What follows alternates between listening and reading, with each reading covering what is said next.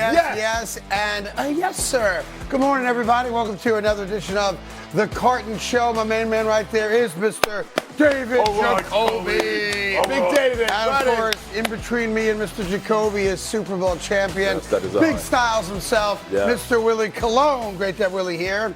We have a great show for you today. Tons of football stuff. We got some baseball stuff as well as we move closer to opening day. We got tournament stuff now that all the big conference tournaments have begun. Let's go, Johnny. I can see a lot of that action on Fox and FS1.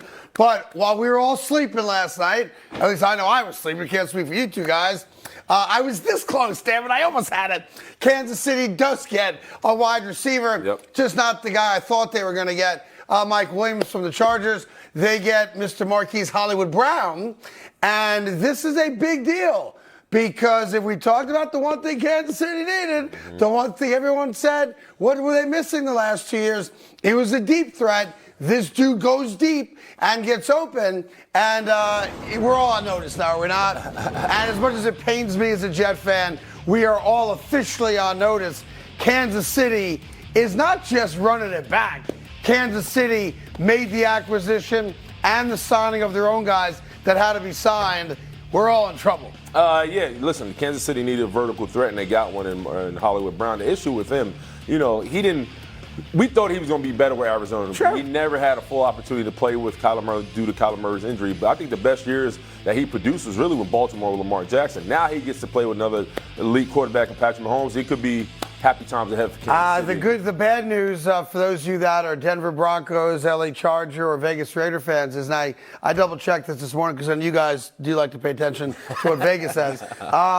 It's a wrap. The Kansas City Chiefs have just clinched the AFC West. They won it. Congratulations. I'm looking at it right here. The AFC West was just clinched, and Kansas City will be playing their first playoff game at home this year like last year. 9 straight years. Let me talk about Hollywood Brown.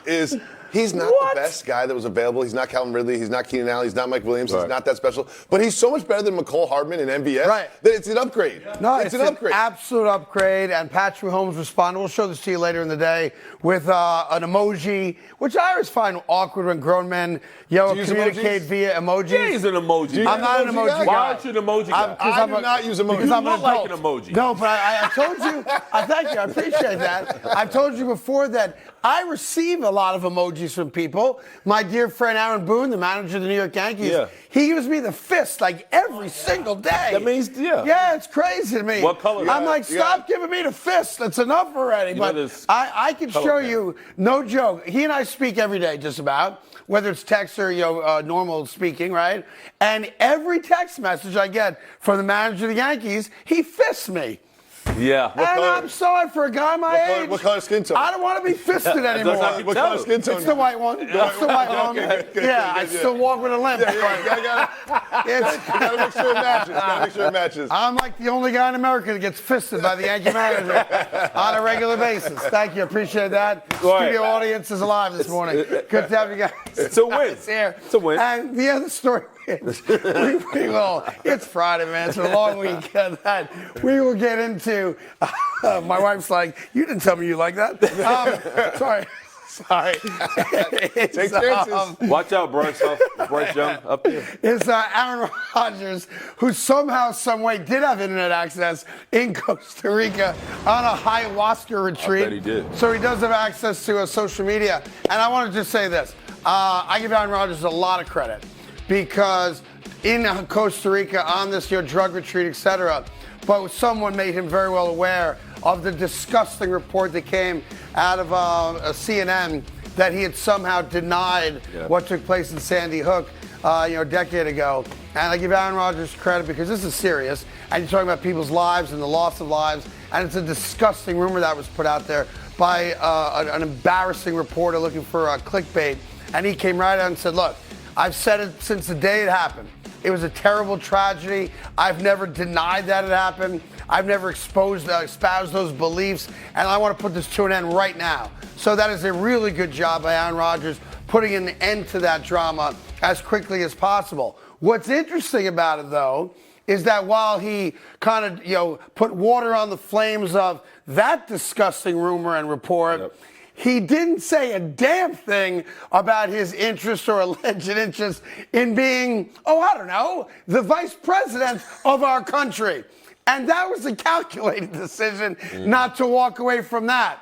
Now, I've talked to a lot of people within the Jet organization over the last 24 hours. I'll walk you through kind of where they're at and what the expectation is of Aaron Rodgers. It's not bad news, Jet fans. It's actually, I think, good news. So more on that coming up in just a little bit. We do have a great show for you today. Tons of football stuff. We might have ourselves a legitimate quarterback controversy in New York. What? And guess what? Where? It does not involve Zach Wilson putting his house on the market, which he did a couple days ago. That's all coming up after this.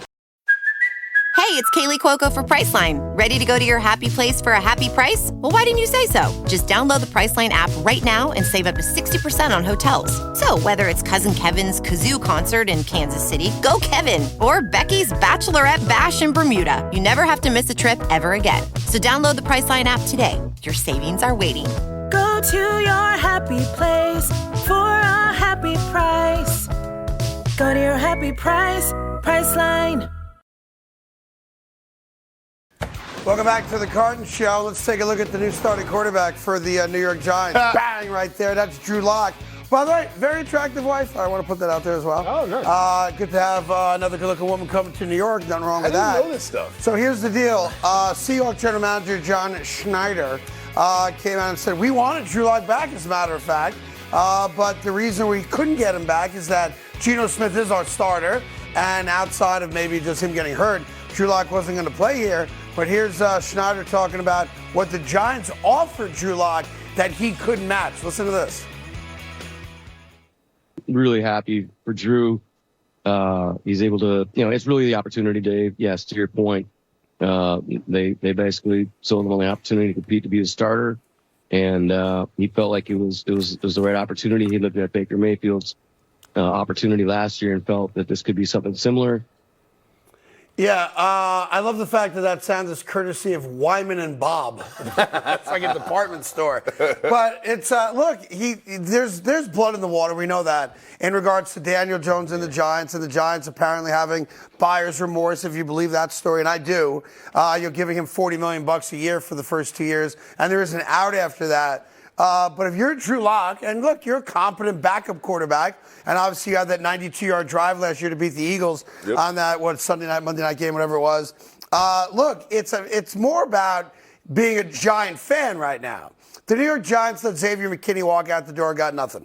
The New York Giants let the face of their offense over the last 5 years, 6 years, Saquon Barkley, not just walk out the door, but go to a division rival and get nothing in return. And now they're essentially admitting to everybody that wants to listen that we made a terrible mistake believing that Daniel Jones was a franchise quarterback. So here's what we're going to do. We're going to bring in another guy who's a journeyman at this stage of his career, competent, a game here, a game there. He's not going to be overwhelmed by being in a game the way Tommy DeVito was that very first game against the New York Jets where they wouldn't even let him throw the football. But if I'm a Giant fan, I'm like, yeah, it's great. You went out there and got me, a stud on defense in Brian Burns, and I got a great defensive line, and I feel good about that. But I don't ever have any wide receivers. I'm not sure if my tight end is coming back. And now you're telling me that I have to put all my faith and belief, not just in Daniel Jones coming off a torn ACL in November and 2 neck injuries prior to that, but that if he can't go, Drew Lock is my starting quarterback. Yeah. Like, to me, that's another way of telling your fan base, give me another year to get this right. Because the New York Giants cannot come out and convince me as a fan or themselves that they have a chance to win a Super Bowl this year. And that's the reality right now. And they're not alone in that. Right. Half the league can't win a Super Bowl right now. But, man, I'm pissed if I'm a Giant fan that, A, you're telling me you no longer believe in Daniel Jones. I'm with you on that. I don't either. But the best we can do, no disrespect because his wife is hot, is Drew Lock. Yeah, but at the end of the day, you also got to understand with that defensive line, they plugged some holes in the offensive line, right? And so for the they did get 2 new offensive guards. Yeah, right. That's right. So for Giants fans, what happened last year was bad for TV.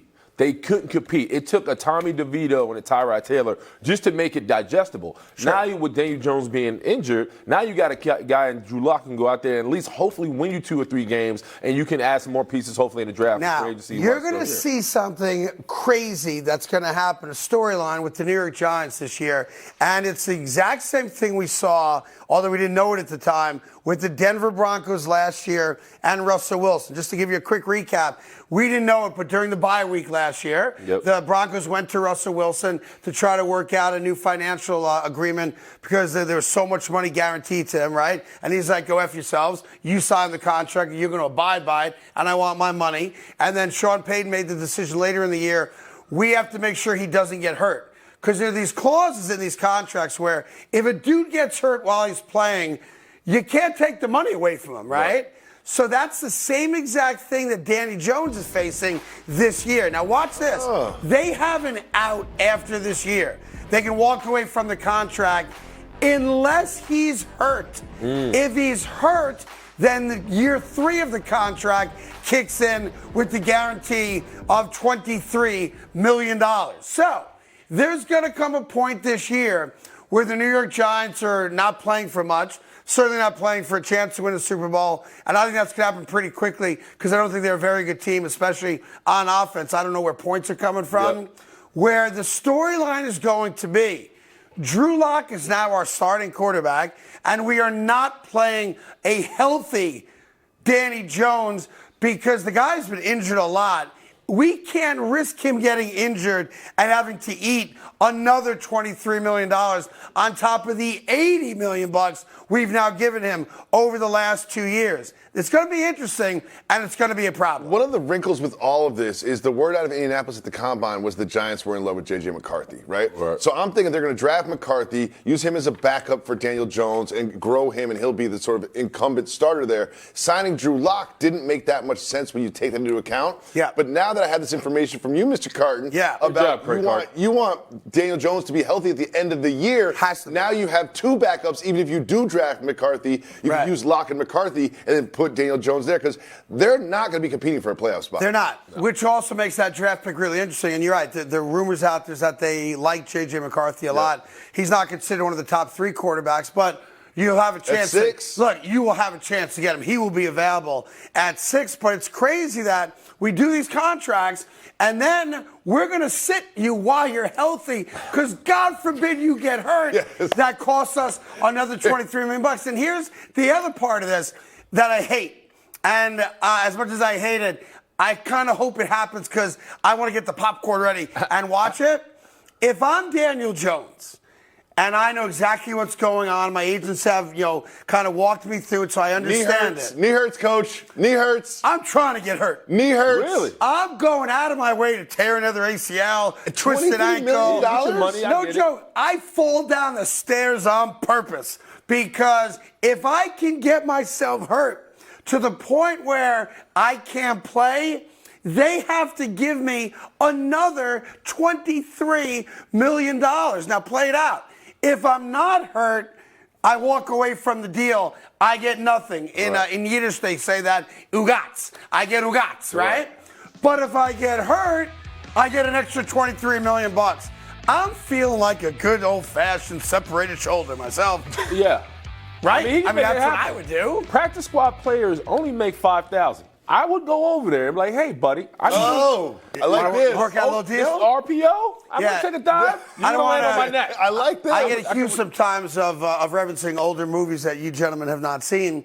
There's a great movie starring Sylvester Stallone. It's called Victory. And very quickly, it's the story of World War II and an Allied soccer team playing against a Nazi soccer team and how even the sympathizers of the Nazi cause fall in love with the style of play that this Allied soccer team has. Meanwhile, they're all trying to escape through France. It's a whole thing, right?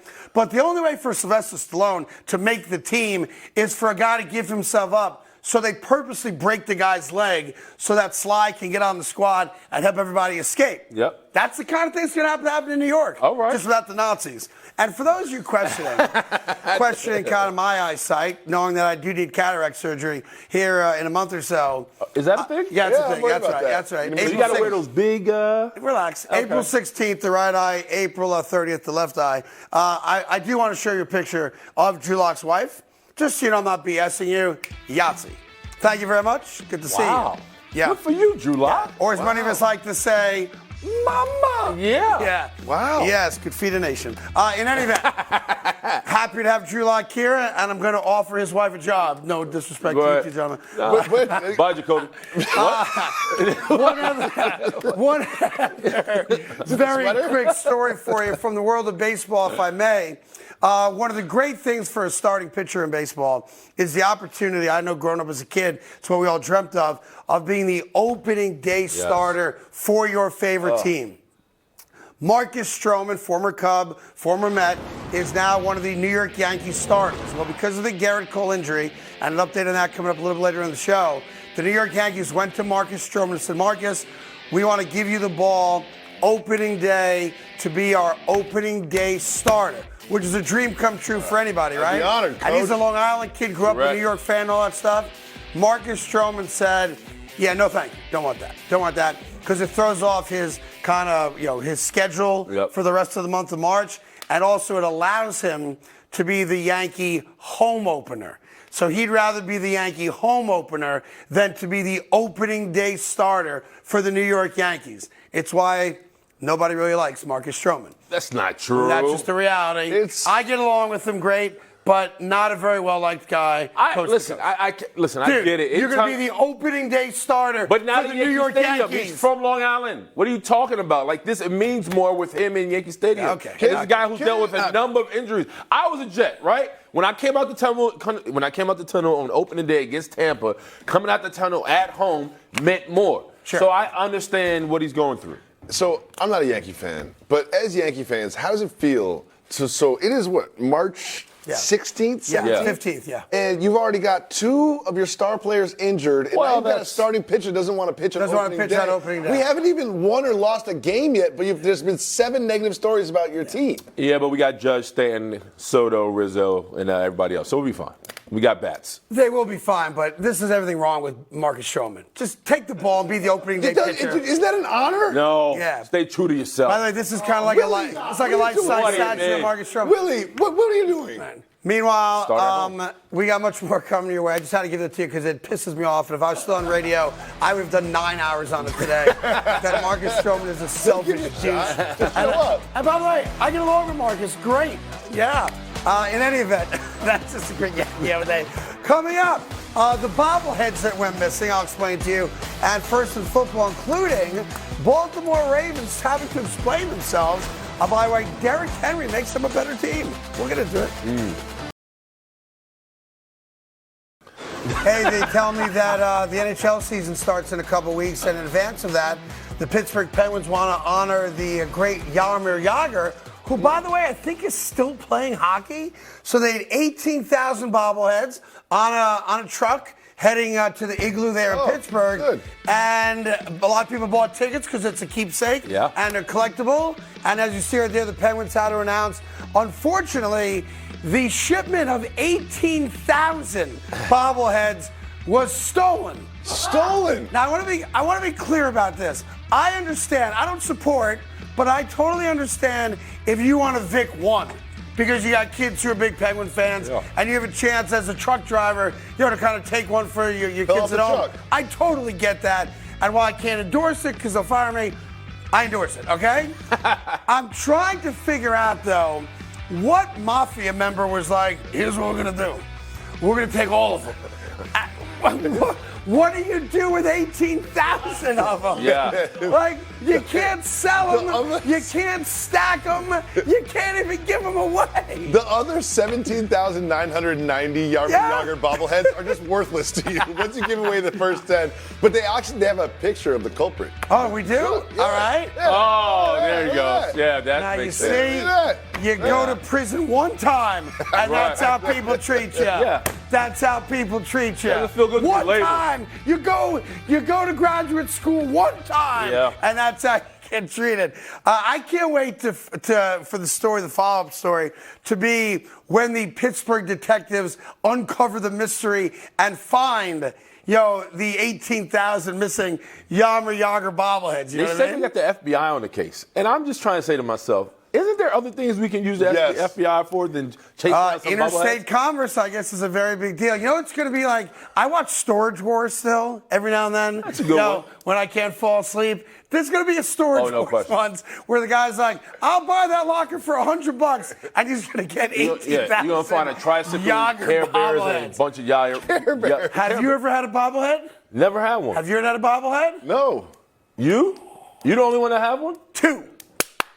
That's right. 2 bobbleheads. That's right. Who gave you bobbleheads? We'll get into it another day. Okay. Anyhow, so if we do find the shipment, we'll let you know. From that, We'll keep you updated on the story. stay tuned. Our crack staff's going to follow stay tuned. that We'll story. Get on it, Troy. All right, let's get back to some football. There was that big deal late last night in which the Kansas City Chiefs, of course, get Hollywood Brown. But there's other NFL stories as well. And Jacoby's got first in football. First in football, we start with the Baltimore Ravens, who did acquire that man, Derrick Henry. However, they also lost some players. And here's their GM, Eric DaCosta, who couldn't really spin this one too positive. Listen to this interesting sound. We've had some huge weeks. We've had some bad weeks. This is kind of in some ways, remarkable, great, exciting. But we've also lost, 8 players? We keep swinging. Blessed to get Justin done. Blessed to get Derrick done. I feel like both those guys are slam dunks. And saying that, want to also, celebrate, Patrick Queen, John Simpson, Geno Stone, Gus Edwards, Ronald Darby, Tyler Ott, Morgan Moses, Devin Duvernay. Those guys helped us win a lot of games. Yeah, he listed all the players that they lost as well. When you take a look at this right here, Craig, is there reason for Baltimore Ravens fans to be concerned? Yeah, a little bit. And there's 4 more guys that should be on the right side of that list. They may not be household names, but they've lost 8 guys who are all major contributors to their success on both sides of the ball. I kind of feel bad, though, just real quick, for Derrick Henry. Like, Derrick Henry's there with his family, and this is supposed to be a celebration of the Baltimore Ravens signing Derrick Henry, right? That's what this is supposed to be about, what Derrick Henry brings to the Ravens franchise, why we went out there and gave him, the $8 million guaranteed, all that stuff, right? And Derrick Henry's sitting there while DaCosta's bemoaning the fact that he lost 8 guys he's like, yeah, Derrick Henry's great, but man, we lost Moses and we lost Duvernay Queen, and Odell's Stone. not coming back. And not only did we lose Queen, he's going to the Steelers. That sucks. And I'm sitting here going what about me? You got me. So it was a very strange press conference there. Look, here's the deal. Yes, if I'm a Ravens fan, I don't know what the right level of word is. Am I concerned a little bit? Yeah, you have to be. You lost 8 guys from a team that went to an AFC Championship game. But we all know this. It's a quarterback-driven league, and you have a badass quarterback, right? You also have a guy, I know he's 30, has a lot of mileage on him. He's a badass running back. My concern, which I think I've said all week long, is not how good Derrick Henry is. It's when he's at his best. And will the Ravens allow him to get enough carries to get the best out of him? He's not a quick spurt guy where, hey, I can bring him in as a change of pace, give him 5 carries, he's going to go for 50 yards, and the defense doesn't know what hit him. He's the guy that needs the ball a lot, especially in the fourth quarter. The reason that does excite me, if I'm a Ravens fan, is why we lost to the Chiefs in the AFC Championship game. What Derrick Henry brings to the table is what we failed to do in the fourth quarter and really the entire second half of that game against Kansas City, and that is commit to the punishing runs to break down a defensive line and have linebackers gasping for air. If they commit to that, then I think your points earlier this week are dead on, where even though they led the league in rushing last year, they don't have to lead the league in rushing this year. They just have to commit to running the ball and be who they are. And that's where I think Derrick Henry can be an upgrade based on an offense last year that did have, collectively, the top rushing attack in football. Yeah, don't forget, you pay Lamar Jackson a lot of money to be that guy. With that, one of the things that Lamar Jackson does really well is run the ball. Now, if you want to keep the longevity and keep him healthy, you got to take some of them bricks off his shoulders and allow a big back like Derrick Henry to push the ball in between the tackles. So it's a plus. But overall, if you're Derrick Henry, out of the 8 people he mentioned, the 2 guys on that offensive line were your main run blockers, and that's John Simpson and Morgan Moses. So as much as you're excited to be there, who's going to be blocking for me? Right. But I think the press conference fascinates me. I'm just going to I'll make it personal, right? So Willie joined the show last September. It's been great. Love having him here, Thanks, right? I appreciate it. But imagine if we're introducing Willie Colon and we're like, I think it's great that Willie's a part of the show, but man, we lost Jeff Schwartz and Gerald McCoy and James Jones and Cody Decker. And, I mean, he's great and all, but, man, we really lost a lot of guys that are a part of the growth of this show and success of this show. And, it's great, and Josh Norman, of course, can't forget Josh and Kenny Anderson and Eddie House. And, no, Willie's great. But, those guys are a big part of our foundation. Yeah. You'd be like, what the heck is going on? Sound like my Jets career. Also true. Got to look to Brick and Shaw. DeBrick's a big part. And look, Mangold's a rock star. Everybody. Yeah. Bart Scott, Jace Taylor, Big Cat. Yeah, Alan Faneca was a big part of what we did. Anyway, go. 1 second of football. Moving on to second of football, let's talk about the Buffalo Bills. Yeah, they lost Gabe Davis, but they replaced him with Brooklyn's own Curtis Samuel. I love Samuel for the Bills. I think he's a great fit. Craig, something tells me you're going negative. Is it a great fit? I mean, it's great. I think he's better. A perfect slot guy. It's better for Curtis Samuel than it is for the Bills. Because Gabe Davis was really good. I know he was sporadic. I know, and part of that is also because maybe that's on Josh Allen. I don't know. And they did focus more on running the ball late. I don't think this is an upgrade from Gabe Davis. I think they did fill the need because Gabe left and got what did you get, $40 million 3 years, whatever it was, right? So I give the Bills credit. They recognize we lost Gabe. We got to replace him because we can't just have Diggs on the outside, and I always forget the guy's name, Shakir, who became a bigger part of that offense as a slot receiver, the Edelman-type receiver, and was very good at it. So, yes, it is a good deal for the Bills to have replaced Gabe Davis, but they're not replacing him with someone better. So I think it's kind of a status quo deal. I think that's fair to say. As a Bills fan, this isn't as exciting as I wanted it to be. I thought there was other options. I like Samuel, but the idea of Curtis Samuel is better than Curtis Samuel. Yeah, but what are you talking about? Listen, Joe Brady was on the staff when Curtis Samuel was a Panther. Right. And so he knows how to use Curtis Samuel. Curtis Samuel was at his best when he was a Carolina Panther, and Joe Brady, who's now the offensive coordinator of the Bills, was there in Carolina. So you got a guy, an OC, who knows how to use him and multiple facet, and you got a guy who you can now hand the ball off to and is a vertical threat. So this is a win for the Bills. Yeah, it's a win because they had an automatic need, right? When Gabe Davis left, and you're looking at that offense, even though they became run heavy, the last 4 or 5 weeks of the season successfully, they've got stud tight end.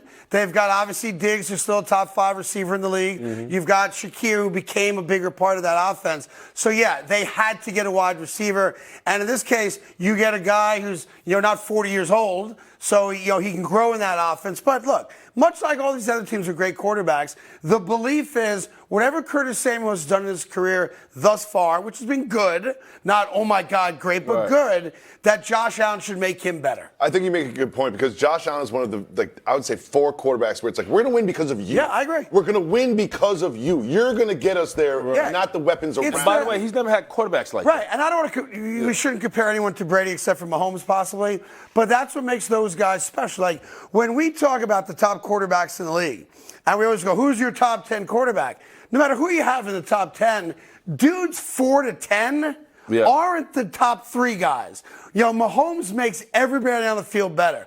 I think Josh Allen has moments like that as well, where he makes other people better.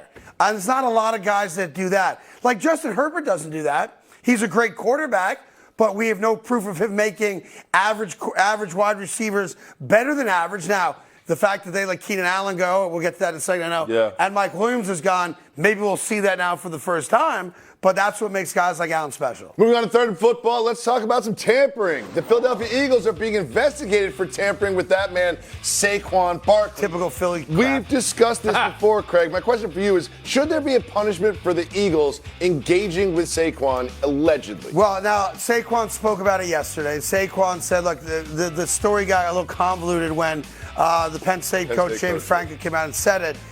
He goes, I never spoke to Howie Roseman. He goes, Howie Roseman spoke to my agent, and he told my agent that this is a Penn State town. Everybody's going to love him. Right. I don't know. Maybe he did, maybe he didn't. Saquon's You think not that made him stupid. sign? He's like, oh, there's going to be some Penn State fans there, so let me sign the contract? Yeah, very good point. Yeah. Because you could have got to Pittsburgh. It's pretty close to the State College as well, right? But, here's the deal.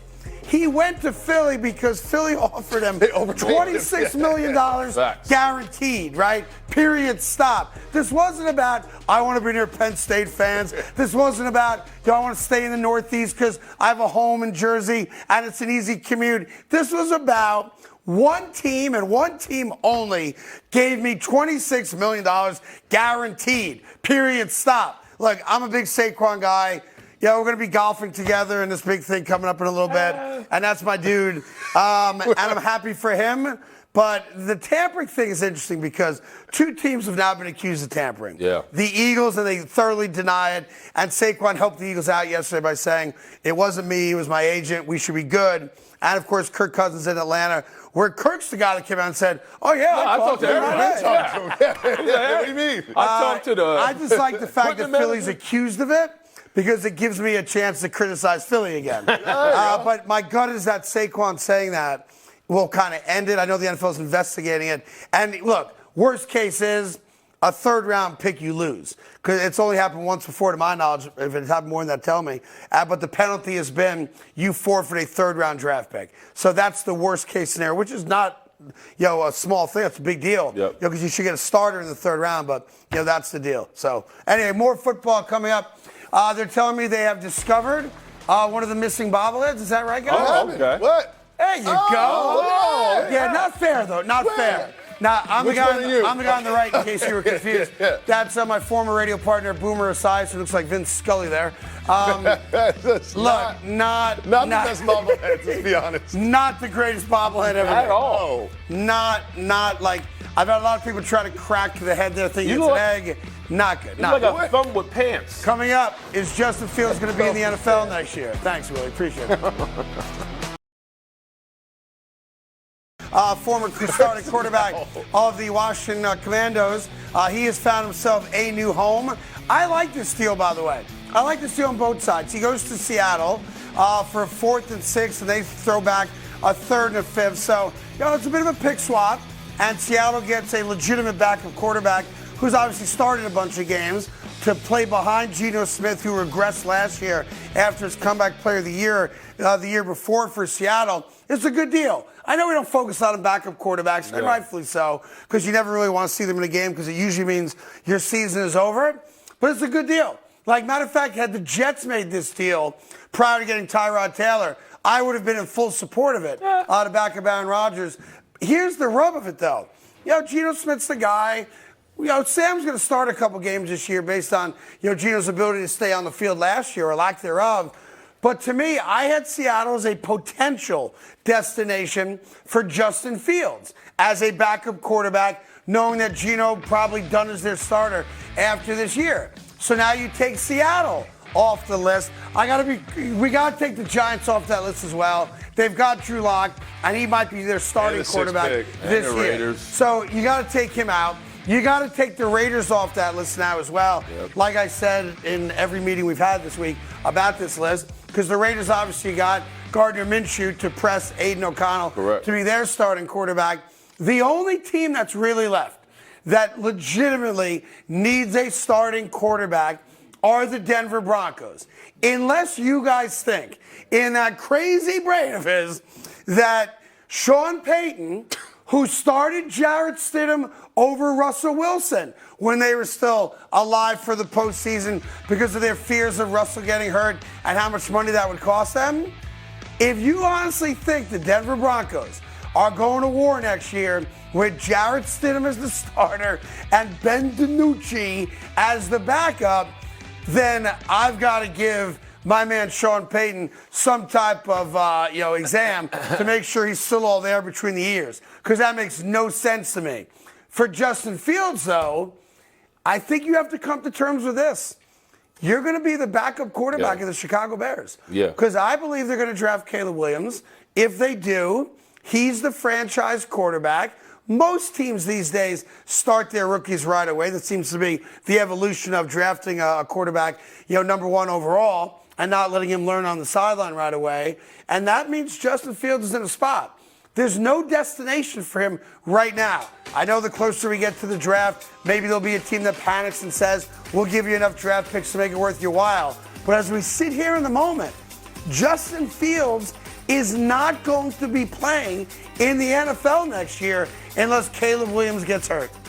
Yeah, I mean, that's kind of dark to think about. But overall, if you're Justin Fields, you also have to realize one thing, that if you're not a Bear, you will land somewhere. It's just hopefully the spot you land for is going to be best suited for you. But you also got to understand, Denver Broncos are picking number 12th in the draft. That's right. So they're going to draft a quarterback. Who will? It could be a J.J. McCarthy, or they can try to bump up, or Penix, if you will. So they're going to have a quarterback. But if I'm Justin Fields, man, the best thing for you is just be ready. Because I think he is going to get another opportunity, especially with the Bears. I think it could be a quarterback competition in camp. Craig, you said, I don't like to compliment you, you know that, but you said something intelligent earlier this week. Shocking. It was, the market for Justin Fields is pretty much dry at the moment. Done. But all we are is a non-contact injury away from the market exploding. Yeah. And you know what doesn't happen in an NFL season? All 32 starting quarterbacks start throughout the whole season. It just doesn't happen. Right. So by week 3, week 4, there's going to be holes that need to be filled. And next thing you know, they're going to get a team's going to offer you a couple second-round picks. Look, I know nobody wants to hear me just start listing off teams because it's boring, but I'm going to do it anyway. Because when you start trying to find a destination for Justin Fields, I think we all agree now, outside of Denver, there are no starting opportunities Minnesota? left. Minnesota. Sam Darnold's got $10 million coming his way. He's their starting quarterback. Now, you want a guy to push him? Yeah, okay, I get it. That makes sense. I don't see them trading within the division, but okay, that would make sense. But the Bills don't need a quarterback. The Dolphins don't need a quarterback. The Jets don't need a quarterback. The Patriots are going to draft a quarterback, picking 3rd. But yes, they do need a quarterback.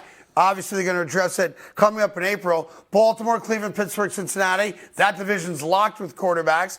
Houston, Jacksonville, Indy, and Tennessee locked with quarterbacks. And I can go on and on and on. You get the point. There is no place right now for Justin Fields to be a starter in the NFL. It does not exist, which is why I keep going back to what I think is the right thing to do, and that is move him from quarterback to wide receiver. He becomes an unguardable threat in that offense. You're talking about he's the Rocket Ishmael and Marshall Faulk. What are you talking about? You going old school Rocket Ishmael. That's right. But you get my point.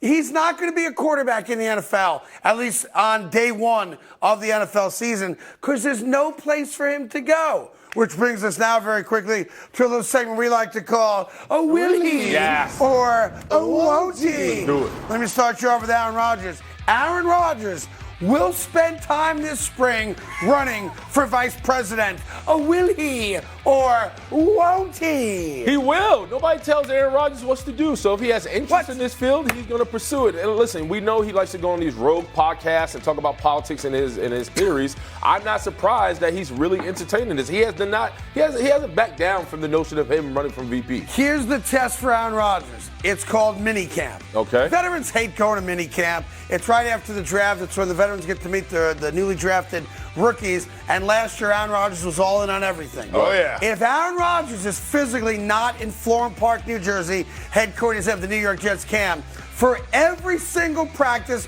whether it's mandatory or not, then we've got ourselves a problem. Because last year, he was all in, didn't miss a damn thing.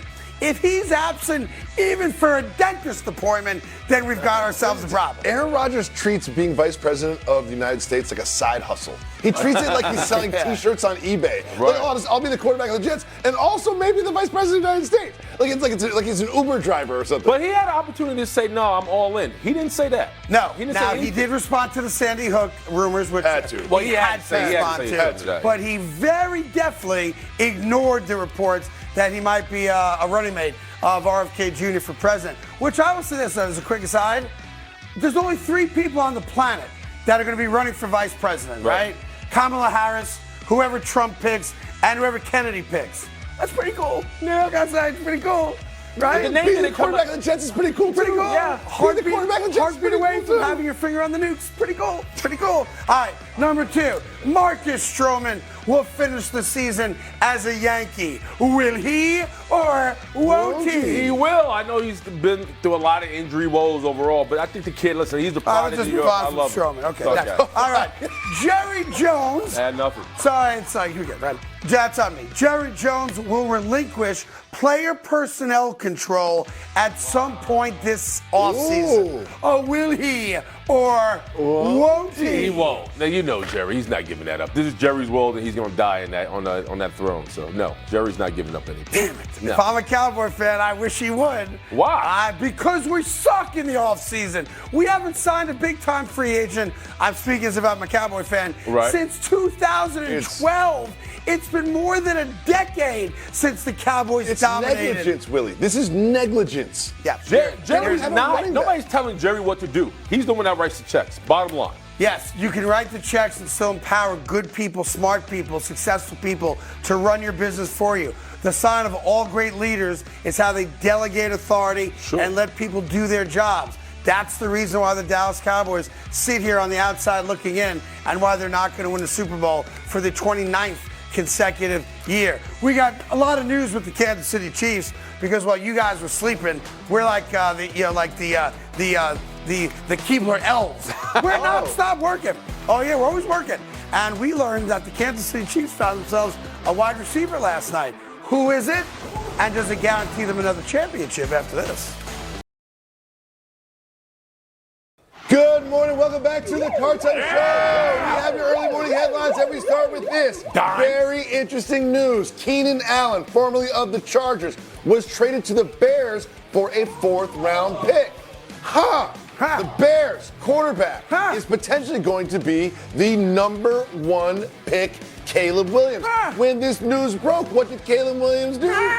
He liked to tweet about it. How do you feel about what the Bears are doing to build around potential number 1 pick Caleb Williams? Well, there's two sides of it. People like Willie and Greg Jennings are going to say, why didn't you do that for Justin Fields? Because they didn't. But now they're getting a franchise quarterback, a generational talent, and they're not stupid. They're going to do everything in their power to give Caleb Williams a chance to be successful. And yeah, sure, they didn't do that for Justin Fields, but this dude's the real deal. I love this deal. And the greatest thing about Keenan Allen, I know we put his stats up there a second ago, that was on 13 games. Yeah. Like he had 108 catches. He didn't play 17 games. He missed 4 games and still had over 100 catches. And it was an obvious security blanket, for Justin Herbert and that offense even when Herbert went down. This is a great signing for the Chicago Bears. I know the Chargers went to Keenan Allen and asked him to restructure his deal. And he said, restructure that. Hold that. So they're like, all right, screw it, we got to trade him. And the fact that they get him for a 4th-round draft pick. Look, Ryan Poles in Chicago is not beloved because he tore the whole thing down. They've had no playoff success in God knows how long. They, like a lot of teams, have been searching for quarterbacks for decades now in the NFL. But if you start taking stock of what this guy as a general manager has done over the last 3 years, it's awesome. It's brilliant. And he has got the Chicago Bears now in a position to get the generational talent in Caleb Williams. All due respect to Justin. He just didn't work out there. And there's a lot of reasons why.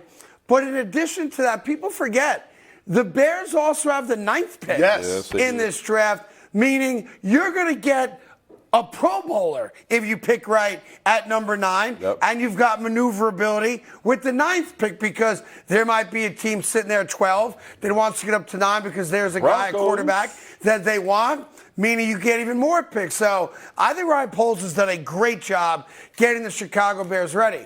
And when you consider just a year ago when the Carolina Panthers were so desperate to move up and get my little buddy right here, Bryce Young. Can you guys put the thing up I asked for earlier today? Look at this. This is what the Bears got by giving up the number 1 overall pick so that Carolina could go out there and get Bryce Young and not C.J. Stroud. DJ Moore, rock star wide receiver. Now you get Keenan Allen for the 4th-round pick. And to be very fair, they have a couple 4th-round picks. This wasn't the one they got, but you see the point. Pretend it was. All right, fair enough. You put it back up. Way to go. Doing it. Way to go. Yeah, put that thing back up. Thank you. So you get a stud starting offensive lineman, you get a stud cornerback, you get the number 1 overall pick, which is going to give you the generational quarterback, and you get a very high second-round pick, right? Plus, you already have the 9th pick overall, which is yours. That's a fleecing. That could go down. When we look back at the annals of the NFL, we always talk about the Herschel Walker deal and the Dallas Cowboys and Vikings. We talk about the draft day deal that the New Orleans Saints made so they could get Ricky Williams as examples of what they have for you guys thinking that's a level of incompetence we've never seen before. And I know there's a new GM in Carolina. He's not the guy that did the Bryce Young deal. But this will go down arguably as both the worst decision in taking Bryce over C.J. Stroud, but also maybe the most lopsided deal in NFL history. This is crazy. Yeah, but if you're a Bears fan, you're starting to feel like there's some competency to your point. Yes, you are. At the end of the day, you drafted Justin Fields, and you was hoping that he was going to become the rock star. That didn't happen. But you also recognize you didn't give him any weapons. There wasn't an offensive line. The team was in shambles. Now you're saying we got another swing at the plate. You get Caleb Williams with the pieces around him. Now you're adding security to a guy right now who has a big-time arm with a lot of talent. And by the way, when they talk about comparisons, he reminds a lot of people of Aaron Rodgers, right? You know what Aaron Rodgers did in that division? Dominate for a long time. Yeah. So if you're a Bears fan, you have to feel good about it. You got DeAndre Swift, so you've got a legitimate running back. Yep. You've got depth at wide receiver now. You've started to rebuild the defense that you decimated with trades just 2 and 3 years ago. Gerald Everett is a great pickup. And all of a sudden, I'm not saying Chicago's going to go out there, and make the playoffs because we don't know how long it's going to take Caleb Williams to get comfortable at the NFL level. And that's the unknown. Right. We know he's got all the talent, the arm, the athleticism, all that stuff. But being an NFL stud quarterback, different ballgame.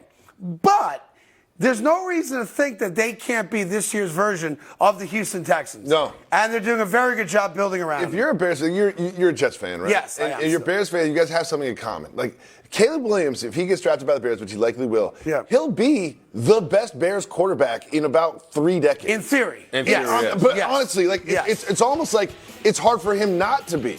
The Bears have a history of bad quarterback play. The 2 best quarterbacks the Bears have had since Jim McMahon, to be totally fair about it, were Rex Grossman, and I got to give him a nod because he took him to a Super Bowl, and Jay Cutler. Yeah. And Jay Cutler is hated in Chicago because people think he put on the winter parka and wouldn't take the field despite the fact he couldn't walk because he had no knee left, right? Yep. They're the 2 best guys since McMahon. And McMahon's the only good quarterback they had since Sid Luck. He wasn't that good either. McMahon wasn't even that good. That name. McMahon had like the Nick Foles run where, wow, Jim McMahon's really good. Right? I also played golf once with Jim McMahon, and I've never seen this in my life. 2 cases of beer. 2 cases? 2 cases. 24 beers? We played in the Hootie and the Blowfish golf tournament, which is right after the Masters. Darius Rucker. Pardon. Darius Rucker. At the time, it was the Hootie and the Blowfish golf tournament. Now it's the Wagon Wheel golf tournament with Darius Rucker, right? And I'm playing with Jim McMahon. I like playing barefoot as well. He's playing barefoot, 2 cases of beer. No problem. And I'll never forget this as long as I live. Jim, can I grab one? No. Really? He had 24 I'm like, beers. my man, you got 24 beers in the car. 18 holes. Yeah, and he had a cooler of ice. It was the most fascinating thing I've ever seen. And I'm like, hey, can I grab one? No. Like, who are they for? Me. Okay. 24? I am not lying. And they were gone. And it wasn't like, like you're at a party and you start drinking a beer and then it gets a little warm. You're like, let's get another one. And you put the half-drinking beer down. No. The more you drink, the better you get? Bone dry at the bottom. 24 beers, 18 holes. Never seen anything like it. Did he golf well? That's my Jim McMahon story. All right, moving on to our second headline. That has nothing to do with Jim McMahon drinking beers. It has a lot to do with the Kansas City Chiefs finally addressing their need in the wide receiver room. They got, formerly of the Ravens, formerly of the Cardinals, Marquise Hollywood Brown on a 1-year deal. How does the addition of Brown change how you feel about the Chiefs heading into the season? Well, first off, for those of you that are attacking me for saying that the Kansas City Chiefs were going to get a deal done with Mike Williams, I'd be pretty damn close, no? Right? No. I had the Chiefs signing a wide receiver yesterday. Sure. They signed a wide receiver yesterday. I'm taking that as a W. Who's attacking you for that? Twitter. Okay. I'm taking that as a W. In any event, I think it's a great deal for Kansas City because Yeah, look, you get Chris Jones back, great. Check the box. L'Jarius Sneed, you franchise him, he's not happy, but coming back, check the box, right? And now you're saying to yourself, what's the biggest need a team that just won back-to-back Super Bowls have? And we've talked about it a million times over. It's a deep threat, not just another good wide receiver to help Rashee Rice, but a wide receiver that can go deep. The last 2 years, Patrick Mahomes has only thrown 2 touchdown passes where the ball traveled in the air more than 20 yards, which is crazy to think about that because we all think about the offense as like this high-flying offense. It's not for the last 2 years in which they won Super Bowls. Now you've got a guy, I'm not saying he's as good as Jerry Rice, but he is a legitimate deep threat. This is a great deal for the Kansas City Chiefs. And when you look at that, this is just in his career. He's got 14 touchdowns all by himself in which the ball traveled over 20 yards, right? And which is top 10 since 2019. This is why you got the smiley face emoji from Patty Mahomes yesterday in response to the deal because now there you go. Oh, yeah. Now, that's right, grown man emoji, awesome. Now you've got a deep threat. And if there's one thing missing from that offense, despite the fact they have won back-to-back Super Bowls, so in theory, we're not missing anything. It's the ability to stretch the field and score on quick drives from anywhere on the field. This was a dink and dunk, check down Charlie offense, and now you've got big play explosiveness. I think it's a great deal. Yeah, and on top of that, you got a receiver who knows how to catch the ball. That was the biggest. That doesn't hurt. That does not hurt. That's the bottom line. Point, Willie. Although in Kansas City, I saw the Kelsey podcast yesterday. I guess the wide receivers do practice with margarine on their fingers. Marquise Brown now will be able to teach them how to catch the ball. Okay. Yeah, I may have made that up, but no. Anything else? Moving I on. like how we just all believed it. Like, Jacoby didn't even blink. It's got to be right. Margarine? He's like, Probably, margarine. I don't know why they don't use butter, but whatever. Moving on to Derrick Henry of the Ravens. He was asked if the Cowboys reached out to him during his free agency, and here's what Henry had to say about that. Dallas didn't even, not at all. But, they weren't in contend. Baltimore was showing the most interest, and, somewhere I wanted to be. I was glad that we got it done, but the Cowboys never called at all.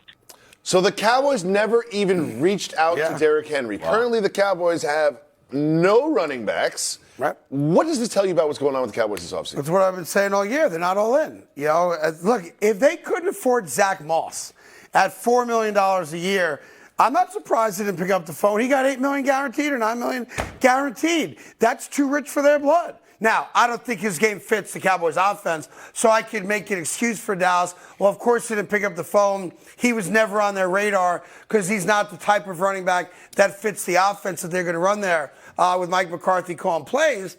But this is a problem if you're a Cowboy fan because worst case, you want to know as a fan that your general manager is kicking every tire. Now, we can all agree he doesn't fit their offense, but you find out what he costs anyway. Because that's called due diligence and called competent front office in the NFL. The Dallas Cowboys don't have a competent front office. And they've only signed a single player that wasn't with the organization last year. And that was a one-year deal for a guy that's really more of a depth guy in defense than anything else. Now, I know Stephen Jones came out yesterday. I don't know if we're going to play it or not, but I can just tell you what he said. Stephen Jones came out and said, we are all in, and you don't define all in by what you do in the first 3 days of free agency. Really? That's exactly how I define being all in. Because there's 31 other teams, and every one of those teams made a deal that they believe made them better. The Dallas Cowboys have lost guys. They've not replaced those guys, and there is no argument to be made that the Dallas Cowboys are a better team today than they were when they lost to the Green Bay Packers. This is comical, and it's getting worse. And I know exactly what's going to happen. They're going to find one dude, maybe even a household name, Mike Williams, who's always hurt, right? And say, see, we told you we were all in. And the other thing the Cowboys are espousing now is they've got to get their own guys re-signed. And that's an example of being all in. Well, if we extend Dak and we extend CD and we extend Micah, that proves to our fan base we're all in. Memo to the Jones family.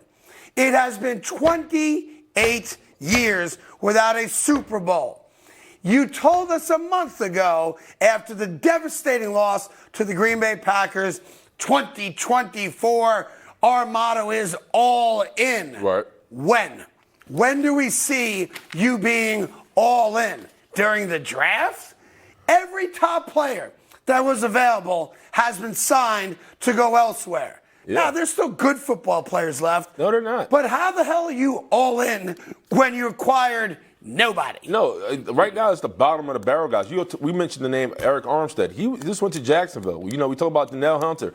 He went to Houston. We talked about everybody else that can possibly fill voids on this roster. They're all gone. So now if you're Jerry Jones, what kills me about the Derrick Henry situation is Derrick Henry trains in Dallas. He didn't have to pick up the phone, take him to lunch. You talking about Tampa? This is a good running back to Tampa with because of what he's done in his career. Now I understand you don't feel like he fits the system fine, but he is still a damn good running back. And so the fact that Jerry has done nothing as far as making Dak better or this roster better or this defense that clearly lost you a playoff game better is shocking, man. And if you're a fan of Dallas Cowboys, we have talked about it all week. This is when you start giving up your Cowboys jerseys, you start giving up your hat, you start looking for another team to cheer for. Because this is starting to be embarrassing. It's tough. And one of the things that Dak Prescott himself came out and said, we're probably going to restructure my deal because it's best for the team and help the team win. Jerry Jones said, we're going to restructure Dak's deal because it's best for the team to help the team win. How come that hasn't been done? I don't know. It's one thing to not acquire free agents, but it's in front of everybody. The numbers are the numbers. It's $59 million against the cap. Why hasn't that happened? Yeah, we've showed multiple teams within an hour who have all gotten better. Chiefs, even Bears, marginally, even the Bills. They've done something. They have done nothing. Look, right, and they have no cap room right now. They're like right up against the cap. Maybe they have $1 million, whatever it is. They haven't done the Dak deal. They haven't done the CeeDee Lamb deal. They could kick Micah down the curb another year, so I'm not worried about that one. But I'm trying to figure out. Look, the Giants don't have a quarterback, so I don't worry about them. But defensively, they got better. Yep. Right? The Eagles, on paper, got better. Even the Commanders got better. And the Commanders, in theory, got better. And I'm saying to myself, are the Dallas Cowboys going to try to sell me on when they announced that they've signed Jadeveon Clowney, who was second on the Ravens last year in sacks, that there you go, we've got our sack guy, we're helping Mike out, and try to convince Cowboy fans that he's the answer. Now, Chase Young is still out there, and Chase Young is still a very young player who has shown glimpses of being Hall of Fame quality player, and he just never lived up to it. He did have an injury as well in his career, but man, the rest of them, here's what's crazy about this, and I find myself always trying to put myself in the feet of fans of other teams to try to understand the way they think and represent their feelings. Here's the reality. The far majority of us, let's just keep it straight here, love this. We love the fact that the big mouth Dallas Cowboys are a train wreck. We love the fact that their fans are ticked off. We love the fact that they claim to be all in and then do nothing. We love the fact that they're not going to win the Super Bowl again this year because you're either a Cowboy fan or you hate the Cowboys. There's no middle ground. Right. So for those of you, like my buddy Rick, over at Adora down in Tribeca, who loves the Dallas Cowboys. I know what's going on right now. They know. They know. Rick is pissed. They know. What? We stink. Oh. They know. And they're done with the owner. And they're done with the quarterback. And they're done with the whole lot of them. And they're frustrated. Craig. And the rest of us are like, yes, Craig, another year. They couldn't bring in Zach Moss because the money was too much. Yeah. They couldn't bring in Rex Ryan. Why? Money. What's the problem here? You're the Yeah. Dallas Cowboys. And by the way, I did check yesterday because, my dad taught me a valuable lesson in life. Don't count other people's money. Right. Because you have no idea what people do, right? I decided to count Jerry Jones's money, despite the fact my dad said never count anyone else's money. Jerry Jones' personal net worth today, as we sit here today, $13.7 billion. Ooh, with a B.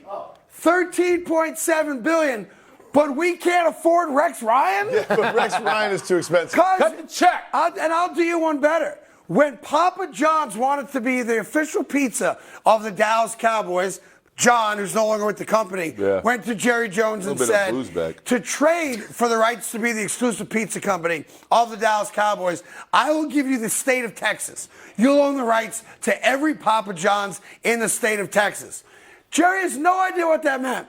But every year, he gets $15 million because he's the owner of every Papa John's in the state of Texas. But you couldn't afford Zach Moss? Rex Ryan? You can't get Rex Ryan in the building? What? Yeah. I guess also my dad told me that's how rich people stay rich. Oh. Yeah. But I love it. Like, if you're not a Cowboy fan and no one at this table is, watching the Cowboys suffer is awesome. Yeah. Awesome. What else you got? We're moving on a break. Taking a break? Yeah. You know what's funny about that? My dad told me never date a girl named after a city. That's true. Your dad said never date a girl named after a city. Yeah. Huh? Yeah. So you never dated a Charlotte? Nope. Did you ever date an Austin? Nope. Dallas? A Dallas? No, there's a reason. There's a reason? Because usually they dance. That's the reason. Well. Coming up, Giannis took 9 steps to the basket yesterday, and Stu was given the gratuitous foul call. We'll show it to you coming up, just to give you some NBA action. And we've got the latest in Aaron Rodgers becoming the vice president after this.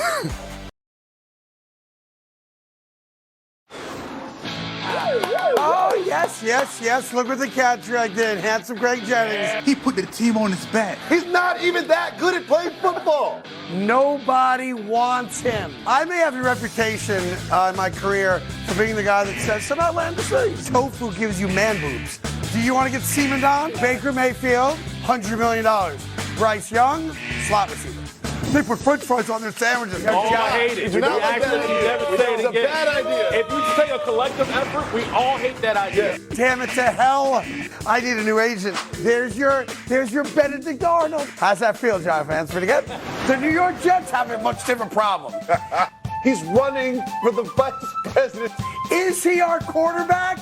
Or is he going to be across the country trying to stump for votes to take over the White House? F it. I might just go all in and run for president. Greg, I get the sense you're not going to vote for him. We always have fun here. I can tell you that. So much fun that Greg Jennings called out sick today. Meanwhile, Aaron Rodgers did come out yesterday from his ayahuasca retreat. So, I'm not sure if he wrote what he wrote sober or under the influence, but he did immediately distance himself from this ridiculous CNN report that he somehow thought that the terrible tragedy at the shooting at a elementary school in Sandy Hook a number of years ago never happened. And he went to Twitter despite being in Costa Rica on this retreat and said, look, I'm on the record saying in the past what happened in Sandy Hook was an absolute tragedy. I am not and have never been of the opinion that those events did not take place, and on and on and on. And I want to, look, he's a strange dude for sure, and I don't agree with everything the man does or how he lives his life, but, he's allowed to. I was proud of him on this one. He did the exact right thing yesterday, because that report from the reporter, what was his name, Rebecca Brown, or whatever her name is, or Jake Tapper, or whatever, is offensive. And I would sue them for defamation of character, because that's crossing a major line to throw something out from allegedly 11 years ago that you have no basis to back up, right? At a post party for the Kentucky Derby. Like, and to me, if you're a real, I tried to say this one time, if you're a real reporter, and in 2013, a guy who at that time was the undeniable face of the NFL in every possible way that could be defined, and he said those things to you, that's the story of your lifetime as a reporter. And the fact that you're now claiming that he told me that and I didn't do anything with it, but now 11 years later, because he might be on the ticket with Kennedy Jr., I'm now going to announce that? Please. That being said, Aaron did the right thing by distancing himself and denying what that report was. So good job by Aaron on that. But there's this other little story that's out there that has Jet fans somewhat perturbed, that he's not all in on football, that he might be distracted because there's the possibility that Kennedy Jr., who's the third candidate in the upcoming presidential election, has chosen him to be his vice presidential candidate. No Jet fan wants to hear that. Now, I give him a pass until day one of minicamp. If day one of minicamp, Aaron Rodgers is not there, then we've got ourselves a problem. Yeah, because that locker room goes. He's the Pied Piper for that locker room. They all believe in him. They all, drank everything he drank last season. They believe that he's going to be the difference maker. Garrett Wilson needs him. That offense needs him. The young guys in that locker room need him because he's the bell cow. Overall, he needs to show a lot of this young locker room how to prepare and get ready for a season with a 6-11 team that 4 snaps into that Buffalo Bills game, they thought they were going to the Super Bowl. That's right. And so there's a lot of work to be done. Hopefully he's dialed in. But this VP situation, it seems like it's not going to work. And I also want to be clear about it. He never came out and said, I want to be a VP. Like Kennedy said it. The New York Times said it. So he has the opportunity when he comes back from vomiting on Jordan Poyer to set the record straight on that as well. The Sandy Hook thing was far more pressing because of the disgusting nature of what the report was. So I think he had to respond to that. But why not go back to back? And I'll tell you why. Because to me, the VP thing's kind of a funny thing. It's kind of like, you got to be kidding me. Like, he's going to be the vice presidential candidate. Like, you can have fun with that. The Sandy Hook thing and the massacre and the terrible tragedy there, I shouldn't call it a thing, is disgusting. And the report was disgusting. And to me, that's serious. I need to stop that right away because I don't want people to think I ever uttered those beliefs or even have those beliefs. Whether or not I'm a vice presidential candidate is possibly a tongue-in-cheek thing, I think to have fun with and to joke about. The Sandy Hook tragedy is not to be joked with. I don't negate that, but at the end of the day, you're talking about a fan base, us, who sat here and talked about him all season. Watch this guy go down with a torn Achilles, be an absolute distraction throughout the whole season. Yeah. And now you're talking about another potential distraction of your starting quarterback. Which is why minicamp. You want to mess around with the VP thing for a couple of weeks to tease everybody. But what does it buy? But what time does it buy you instead of saying, "Hey, VP not happening. I'm all over with the Jets"? I think he had to address this Sandy Hook tragedy individually so he didn't mix the message. Because as Craig says, it was just so important that he's clear about that. Yeah. So you don't want to add other things on top of that. And I also think he enjoys the attention of this VP. No doubt. I think he's enjoying that we're talking about it. And what's going to happen is when the Jets are 5-0 in Week 5, we're going to say, Do you remember when he was going to be the vice president? By the way, if the Jets are 5-0, I might vote for him, by the way. I just put that out there. Like, I might in the back say, what are my choices here? You get in the booth. I'm like, all right, I got this. I got a 5-0 quarterback. You might get my vote. Which is why, if I'm Aaron Rodgers, I wouldn't back out of the race just yet. Let's see how September and October go. The election's not till November. True. What if the Jets are 8-0? October surprise. He could take New Jersey. I mean, Jets don't need attention. And by the way, I could be true about this. If the Jets are 0-8, I might also vote for him to get him out. Yeah. So either way, Aaron's got a chance of carrying New Jersey. It's insane, man. That's insane. We're definitely going to look back at this week and be like, do you remember when Aaron Rodgers was potentially going to be the vice president? Yeah. I mean, who are the former NFL players who went to politics? Like Steve Largent did. He was a congressman or a senator, right, for a long time.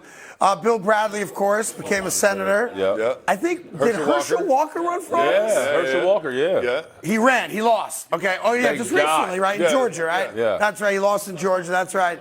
So, like, it's not unprecedented for an athlete to have political aspirations, right? Willie? Yeah, when you retire. Willie? Bing. Willie? When you retire. What are you saying? Willie's the unofficial mayor of the Bronx. Yeah, I mean unofficial, yeah. For those of you who don't know, the Bronx is one of the 5 boroughs, and the mayor of New York City is also the mayor of the Bronx, essentially. There's a Bronx borough president. Correct. And Willie has told me in the past, that's his one day. Yeah, That's I'll take it. I got you, buddy. That's right. Thank you. That's his one day. I'll retweet He's got you. relatives right now writing his name down. Craziest thing. All right, let's go to Willie's favorite segment because it's all about him. It's called For Real or Fugazi. Walk me through Here this, we Ryan. go. The Bryce Young deal regarding Carolina, Chicago, the trades, and him being drafted first overall, is the worst decision made by a general manager and owner in NFL history. For real or Fugazi? I said Fugazi, but after looking at this graphic, I may want to switch my answer. The bottom line, man, I have empathy for Bryce Young, man. He look horrible team, no protection. He has Adam Thielen as a 33-year-old skilled player. He needs help. So it's much like what Justin Fields went through in Chicago. Yeah, the real problem is that this is the real size of Bryce Young. And I hate saying this because it makes me a bad guy. he will never be a competent quarterback in the NFL. One of the worst things that happened to Bryce Young was C.J. Stroud. Sure, that's C.J. right. Stroud being as good as he is makes Bryce Young look even worse in that decision. Right, because they could have had C.J. Stroud. Had him. Those are the mistakes we made. I still believe in Bryce Young. He just needs offensive line, weapons. He needs help. Because in the history of football, how many 5'2" quarterbacks have been successful? All right, let's move on to number 2. If caught tampering, Atlanta's accused of tampering to get Kirk Cousins.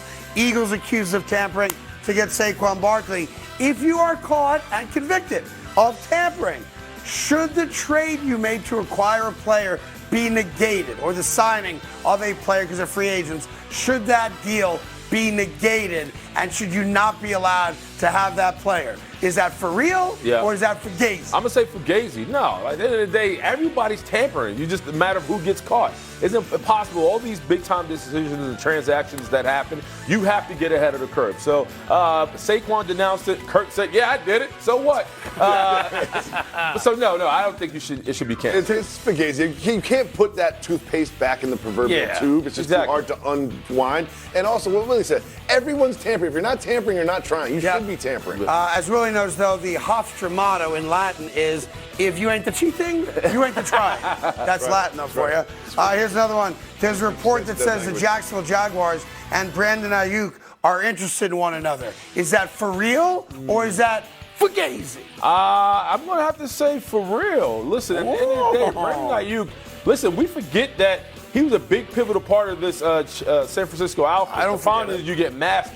He gets masked by Deebo Samuels and Christian McCaffrey. Listen, the Jaguars just lost Calvin Ridley. You understand Trevor Lawrence now has to have a comeback season, because if he doesn't, he had Mac Jones pressing on his heels. So I can see Brandon Ayuk being an asset to the Jags, and then he try to make a move for him. Brandon Ayuk is going to make $14 million this year. He's an unrestricted free agent next year. Of course, they have the right to franchise and all that.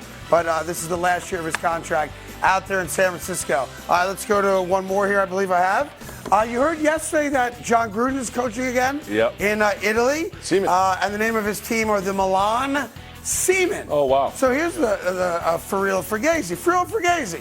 If the Milan Seamen were a basketball team, they would have a load management problem. Is that for real, or is that Fugazi? I'm going to say for real. I just hate to see their mascot. That's the one I push back on. You got to be careful with that one, right? I'm gonna let that one go. Just gonna let that one go. I'm just gonna let that one go. What is the Seaman mascot? Right. Small little tail? Maybe. It's a tadpole. Or glasses. All right. Before we take a break, I got to give you one NBA thing. Milwaukee Bucks last night. I want you to watch Giannis in slow motion. Count the steps, Jacoby. One, two. Spin a read. 3, 4, 5. That's 5 steps. And they didn't call him for travel. No. But they did get the Sixers for a foul. On this play, yeah. He went to the free throw line on that play. That was 5 or 6 steps and a pivot and a spin, and we don't call it travel. That looked like that wrestling basketball highlight we had not too long ago. That was aggressive. Anyway, we got much more coming your way. We've got first in football. We got Derrick Henry making his debut as a member of the Baltimore Ravens, but the Ravens general manager did not seem all that happy about acquiring Derrick Henry. We'll get to that, and we've got a crazy scene in another sport right after this. I'm in a really good mood today. Conference tournaments, I love college basketball, and we are knee-deep in it right now. But there's also tons of football to get to, and Jacoby's got first in football. First in football, Ravens general manager Eric DeCosta was at the press conference announcing the signing of that man, Derrick Henry, but he couldn't help but be asked about who no longer will be with the Ravens. Here's some interesting sound from the general manager of Baltimore Ravens.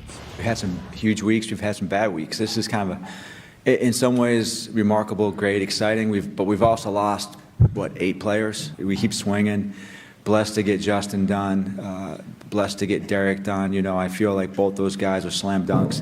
And saying that, want to also celebrate Patrick Queen, John Simpson, Geno Stone, Gus Edwards, Ronald Darby, Tyler Ott, Morgan Moses, Devin Duvernay. Those guys helped us win a lot of games. It's a long list of players that are no longer with the team, Craig. We all have seen a lot of these press conferences when you introduce the big free agent signing, and it's usually a big name. In this case, absolutely right. Yeah. Talking about a potential Hall of Famer in Derrick Henry. And Derrick Henry's sitting there, his family's with him, of course. It's a big moment, moving from the only place I've ever played to this team, which just went to the AFC Championship game. And I feel like I'm the missing piece. I'm going to put us over the hump, right? And then you sit next to the general manager who's like, yeah, I think it's great that we got Derrick. But I'm really mourning the loss of the 8 guys who played a role with our success last year. And, well, it's great we re-signed Justin Matabikwe, and Derrick's going to be great, but we lost Duvernay. And Odell Beckham's not here anymore. Nope. And there's 6 other guys whose names I can't remember. That one, Patrick Queen was a good player. And it's just a melancholy today. Like, I'd be like, if I'm Derrick Henry, I'm like, I want to rescind the contract. I want no part of playing for this organization. I've seen millions of these, as you guys have. I've never in my life seen a general manager come out while introducing the new free agent acquisition, who we all think is going to put us over the top and allow us to beat Kansas City next year, and bemoan the fact that we couldn't retain these 8 players who were a big part of our success. One might say, why not re-sign those guys and give them a chance to come back? But look, Derrick Henry is a great football player. If they stick to what they are and give that dude the ball, I think it's a great signing. I question how much he's got left in the tank, as everybody else does at 30 years old, with all the carries he's had. Like, no joke, like 1,500 carries or thereabouts over the last 5 years. But if Todd Monken remembers that the strength of this team is ball control and running the ball to set up the pass, as opposed to the reverse of that, then I think Derrick Henry pays major dividends. I just have never seen a press conference that strange in my life. No, and then the fact that his body language pretty much screamed that he was defeated, right? Yeah. Like it is, as a GM, when you go into this type of situation as free agency, you're hoping to acquire, at least have 1 or 2 of your star guys say, you know what, I love it here so much, I'm willing to take a hometown discount. That didn't happen. No. The only person that was able to restructure on the roster was Ronnie Stanley at left tackle, but he's been injury prone as a Raven. If you're Derrick Henry right now, you have to understand this is the back 9 of your career. You will get the football, but it starts and ends with Lamar Jackson. It all comes down to him. How he plays a factor and what he can do within that offense, we'll see. But Derrick Henry has to realize every other team in that division has gotten better. And to be fair, look, their big focus also is Matabikwe. Like they had to get him re-signed, and they got him re-signed real quick. So that is significant that he gets to come back, obviously. But losing Patrick Queen's a big deal. Losing Geno 7 Stone. other guys who may not be household names, but Raven fans certainly know them. Yep. You don't just replace good football players because you have other guys that have jerseys on. So I would tell you right now, when I look at the Baltimore Ravens, and look, you've got the MVP, and I love Lamar Jackson, and I'm a big Harbaugh guy as well. I don't think they're a better team today than they ended the season as. No, I don't think so either. When you watch a Ravens game, you see Patrick Queen and you see Geno Stone play after play after play. Those are names and numbers that you see down after down when they're on defense. Look, you're a heart and soul guy, right? Yeah. And you and I are both very good friends with Bart Scott, right? Who played for the Jets and, of course, with the Baltimore Ravens. I view Bart as a heart and soul guy, right? Patrick Queen was that guy. Sure. Because as the Ravens started that run where they were dominating teams like San Francisco, like the Miami Dolphins, later in the year, Patrick Queen became the voice of that defense, right? And it was Queen who came out and said, we're going to punch you in the mouth. We're going to be like men, right? Old school kind of thinking, right? We're going to be men. We're going to punch you in the mouth. We're going to be physical and see if your little, trick plays and your soft-ass offenses can handle a group of men. Losing that is a major loss, I think. And then losing him in the division, that's what I'm telling you right now. I wouldn't sell the Ravens out. I think they're a very good football team because you've got the important pieces still locked in.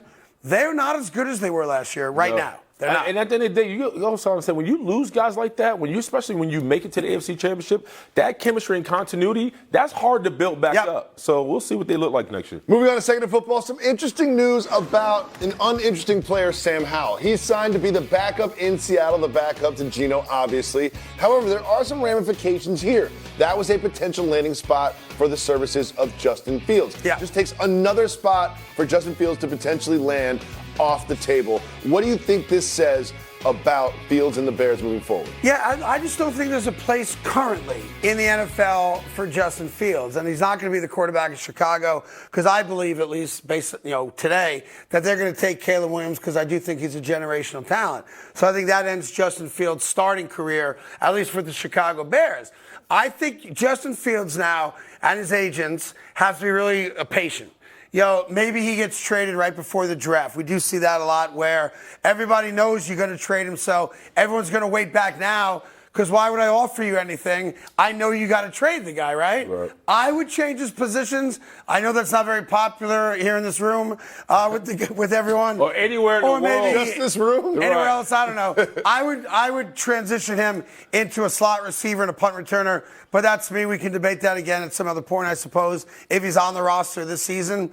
But this is going to be a wait and see. I thought your point earlier was a really good one, that maybe there is still a chance where he stays on the roster. He's the backup quarterback to Caleb Williams, and as soon as the starting quarterback goes down and that team doesn't love their backup, you go out to Chicago and try to make a deal. But I thought Seattle, and I said it all week, I thought the two remaining spots where Justin Fields made sense, one as a starter, one as a backup, was Seattle as the backup, because Geno's not going to be there for long, and he had a tough time staying on the field last year, so there'd be opportunity for Justin Fields in Seattle, whole new coaching regime and all that. And to me, the other place, which I think is still a landing spot for him, would be Denver. Because I have a tough time believing updated that. Thank you. About time. Good job, Troy. I have a tough time believing that the Denver Broncos are really going to start the season off with Jarrett Stidham, Ben DiNucci, and even a rookie quarterback, Penix or whoever it might be, drafting, assuming they don't move up in the draft. The other two teams there, look, the Vikings are committed right now to Sam Darnold. I don't think the Vikings are looking for another quarterback right now, and I don't think Chicago would trade within the division. And the Patriots, you have Jacoby. They draft third. You have Jacoby. Yeah, they just signed Jacoby Brissett, and they're going to draft the quarterback third. Whoever's left after Caleb Williams, whether it's Drake May or whoever it might be. So I don't see a landing spot unless Denver says, look, we're not crazy. We might be stupid, but we're not crazy. We'll make a deal for him. Imagine Joe Burrow goes down like he always does. Sure. Couldn't you see them getting on the phone? I see. I'm glad you brought that up. I don't. Because you saw good things out of Browning last year, where if I'm a Bengals guy, I'm like, look, he's not great, but he held the fort pretty good. So why is Justin Fields going to be better? Well, I'm going to say this. I know, and you can help me with this. Sure. Arthur Blank, right? The owner of the Atlanta Falcons, right? Founder of said Home the Depot. reason why he pretty much held back on going after Justin Fields because there was too many question marks around his head. And if you got Kirk Cousins coming off an Achilles heel, he's a 36-year-old quarterback. If things don't plan well, you already got rid of Desmond Ridder. Is there a chance to revisit that if you're the Falcons and bring Justin Fields in, even if he's willing to be a backup? And considering that Kirk Cousins is only going to play 2 or 3 more years, done, and now you have another quarterback who's seasoned and ready to go right away. Yeah, I don't think so. And again, I have to get in the weeds to answer that question. Yep. There's major contractual aspects to that too because Justin Fields was a first-round draft pick. Yeah. I don't think there's a place for him. Look, he'll be on the Bears roster. Maybe they hang on as late as possible, make a very late trade at the start of the year, or wait for a guy to get hurt, and a team panics and they want a guy who's played as a starter for 3 years now. I don't think Justin Fields is an NFL quarterback anymore. And I think once you come around and accept that as a reality, then I think there's a lot of things you can do. And I know you guys poo-poo it, and maybe everybody else does too. We poo-poo because there's a lot of bad quarterbacks out there. And maybe I'm alone on an island.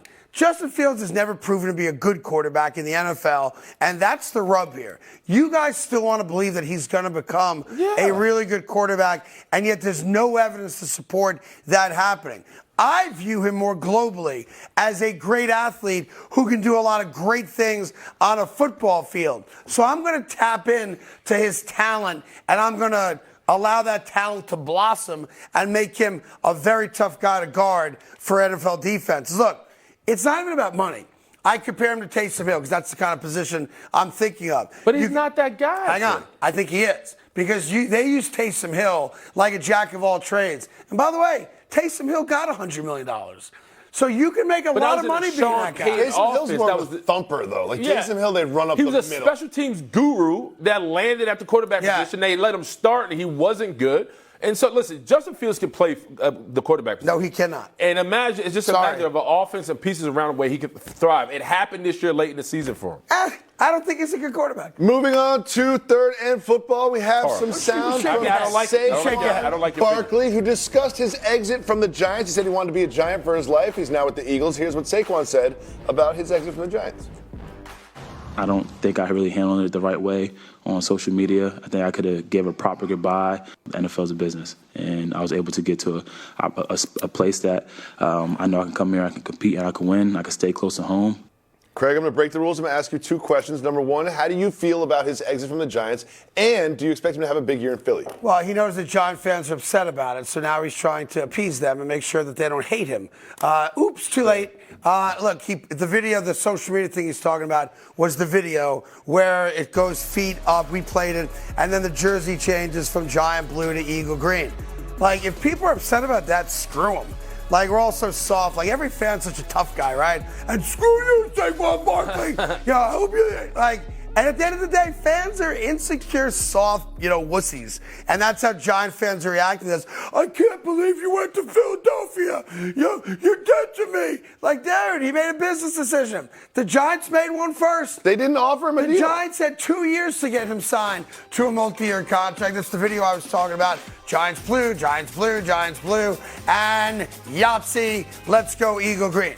And that's what he's alluding to, that maybe I didn't have to rub their noses in it on the way out the door. But the Giants had 2 years to get him signed to a 2 or 3 year deal, and they chose not to. But this shows you again, fans like to talk tough, but we're a bunch of wusses at the end of the day. Wah! You're going to play for Philadelphia. Wah! And don't get it twisted either. Saquon Barkley did not agree to go to Philadelphia because Eagle fans also root for Penn State. He didn't go to Philadelphia because he's got a home in New Jersey and the commute is pretty good. He went to Philly because nobody else in the league was going to offer him $26 million guaranteed. Period. Stop. Fact. So that's what it is. And by the way, we'll get over it. He would have played anywhere. He would have played for the Milan Seamen if they offered him $26 million. I would like to play for the Milan Seamen. Yeah, I wonder what their cheerleaders dress up as. That's another story for another day for sure. They're telling me we got to take a break. So we'll take a quick, I'm just saying, like, what do you think the mascot of the Seamen is? I don't know. I want my contract loaded, though. Go to break. All right, is there a quarterback controversy in New York? Zach Wilson's put his house on the market. Is that a bad thing? Drew Lock was on the Seahawks. Yes. But he's no longer with the Seahawks. He's with the Giants. And the general manager of the Seahawks, John Schneider, explained why, and it's kind of interesting. Here he is. Really happy for Drew. He's able to, it's really the opportunity, Dave. Yes, to your point. They basically sold him on the opportunity to compete to be the starter. And he felt like it was the right opportunity. He looked at Baker Mayfield's opportunity last year and felt that this could be something similar. So that's interesting because Daniel Jones is he's hurt, but he's supposed to be the incumbent starter for the New York Giants. The idea that Drew Lock is going to compete for that spot tells you what about how the Giants feel about Jones? Well, listen, we know that they're not happy with Danny Jones, and now we know that they're going to follow the Denver Bronco lead of protecting their future checkbook and how they handled Danny Jones, who's had 3 significant injuries. 2 to the neck, which cost him a lot of time, and then the torn ACL, which is a fluke thing, obviously. It happens, and he should be back ready, if not week 1, week 2, because it happened in mid-November, so that's about within the 8 to 10 month, time frame. But look, we all know it's not a secret. They made a mistake in signing Daniel Jones to the contract that they signed him to, and they lose Tyrod Taylor to the Jets, obviously.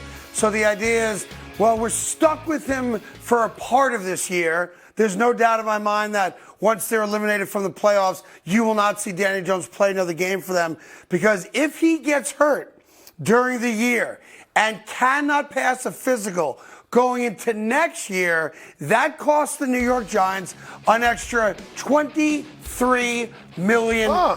So the only way you see Danny Jones playing football from Thanksgiving on is if somehow, some way, the New York Giants are in contention for the playoffs. Now, the thing I like the most about Drew Lock is really two things. One, Drew Lock is the guy that authored the 92-yard drive to beat the Philadelphia Eagles. Great.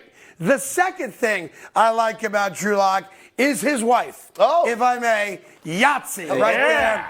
And I checked, that is a belly button ring she's wearing right there. Okay. Oh, you did. And it just makes me want to say, Mama!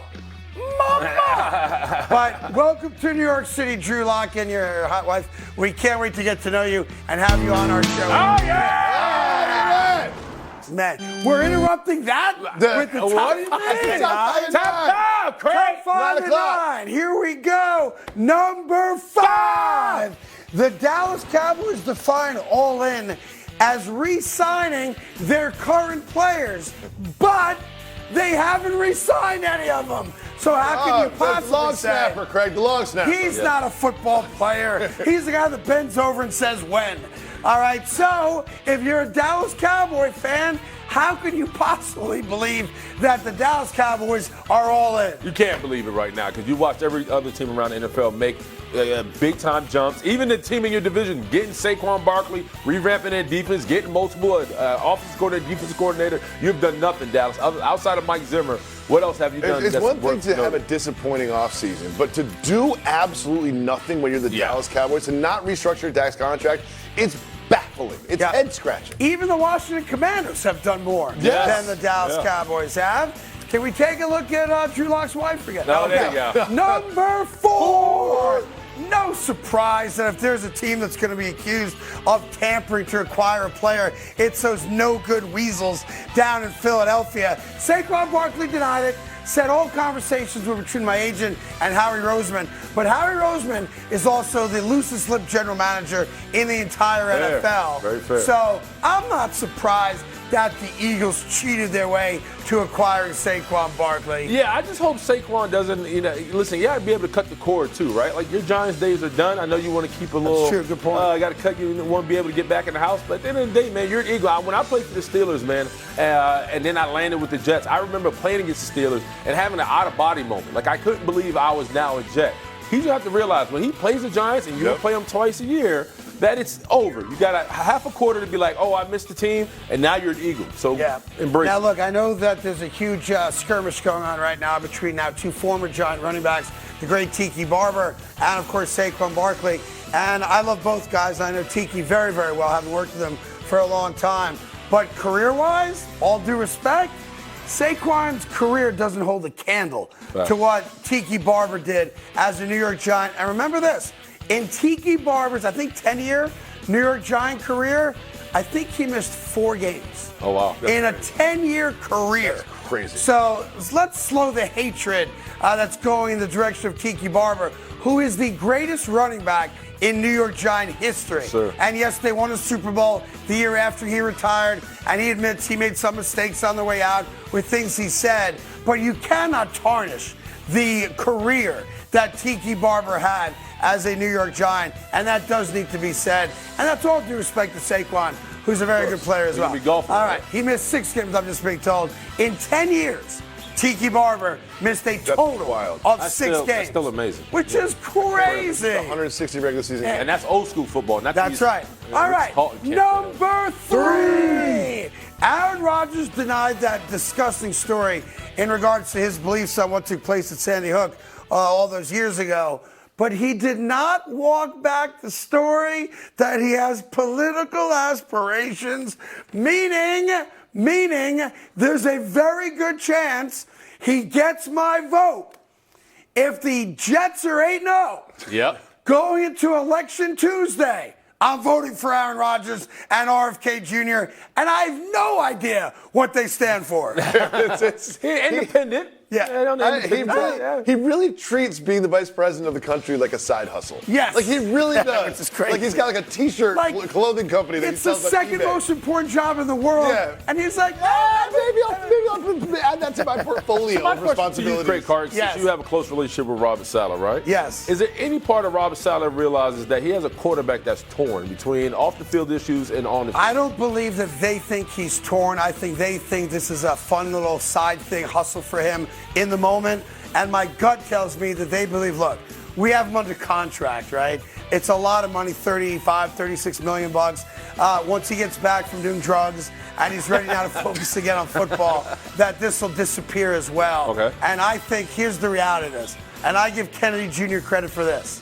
He played this brilliantly because Kennedy Jr., who has no chance of becoming president because our system's not based on an independent ever having a chance to win, has gotten more attention from the sports world in the last 48 hours than his entire campaign has had in the last year. This was a brilliant move to become a name people are talking about. And Aaron Rodgers likes to have his name in other people's And that's mouths. also true. He's enjoying this, is why he's not denying it. Number 2, Hollywood Brown, Marquise, gives the Kansas City Chiefs their first legitimate deep threat in 3 years. And for those of you like me that would like to see somebody else win a Super Bowl, it's hard not to imagine Kansas City now getting back to their 3rd consecutive Super Bowl.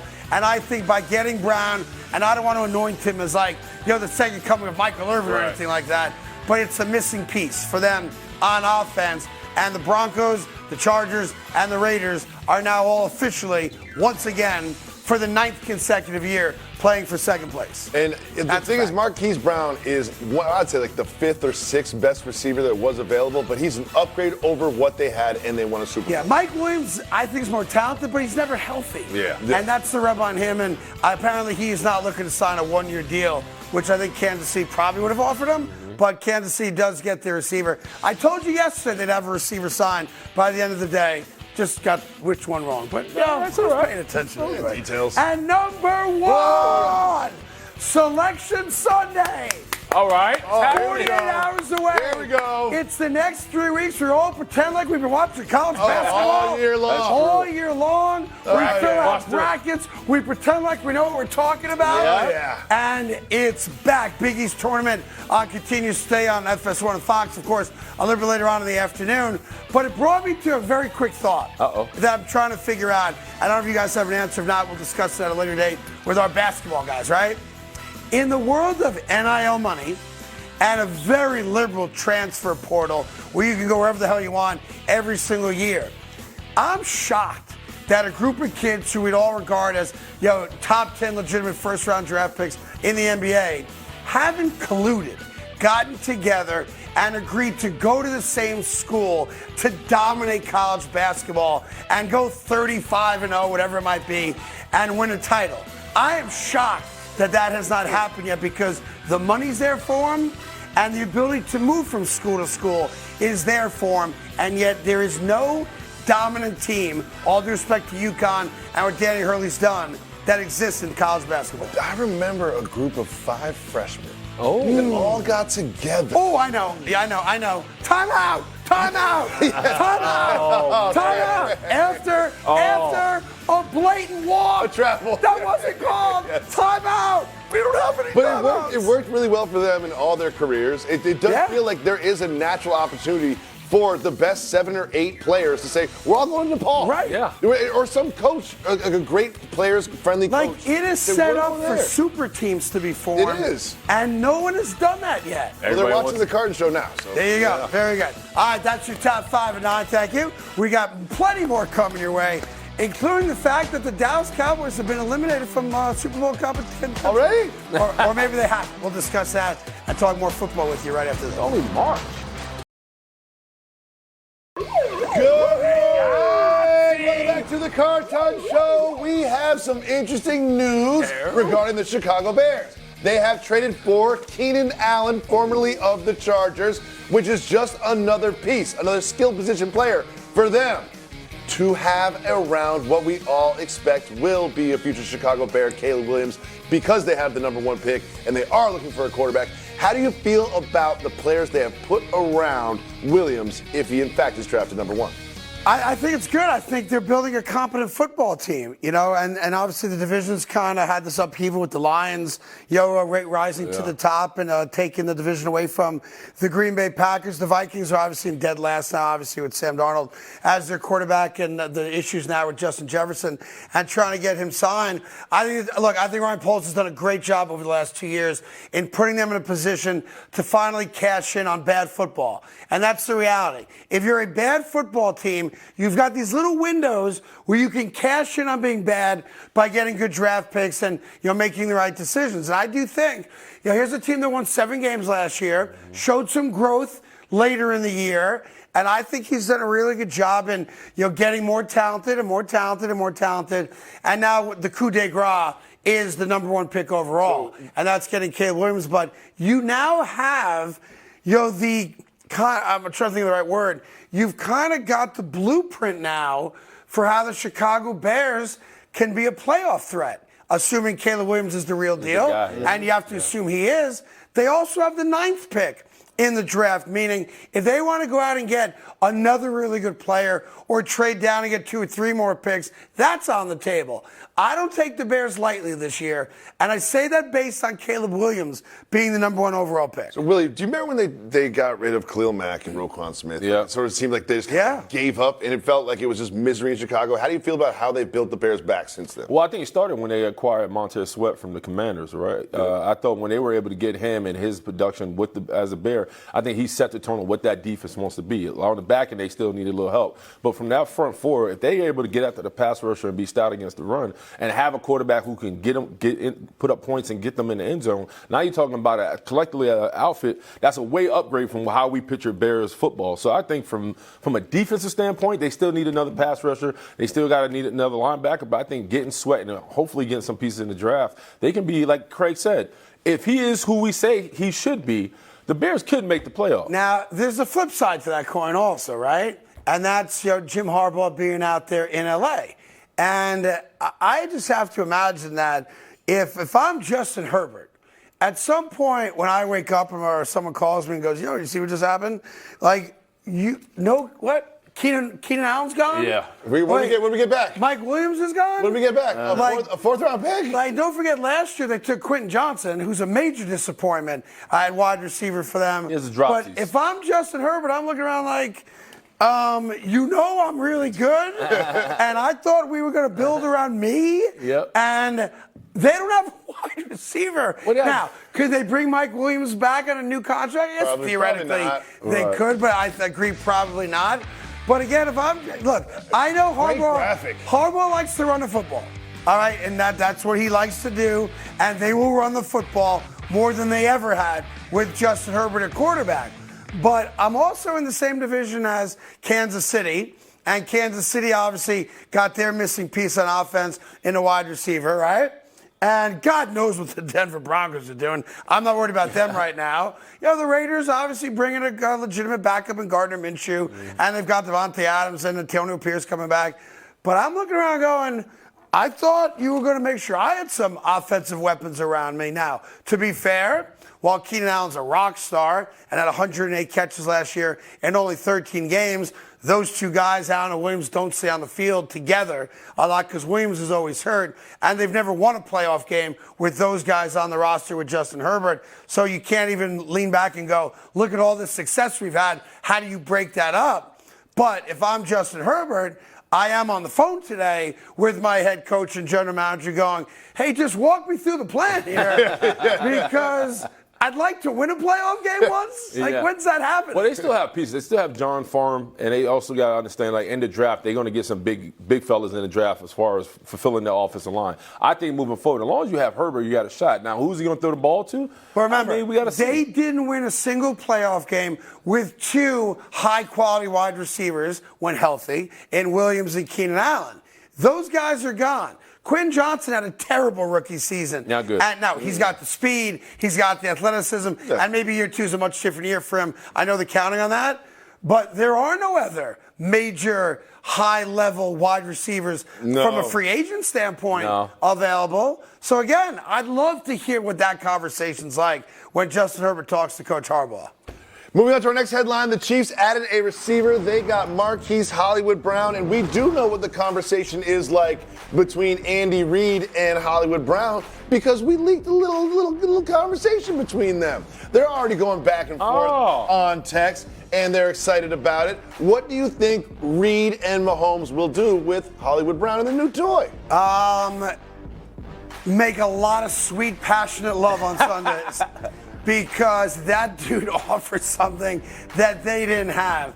And if they were an incomplete offense last year during the regular season, they were. And a dink and dunk, check down Charlie type of offense, which is what they were.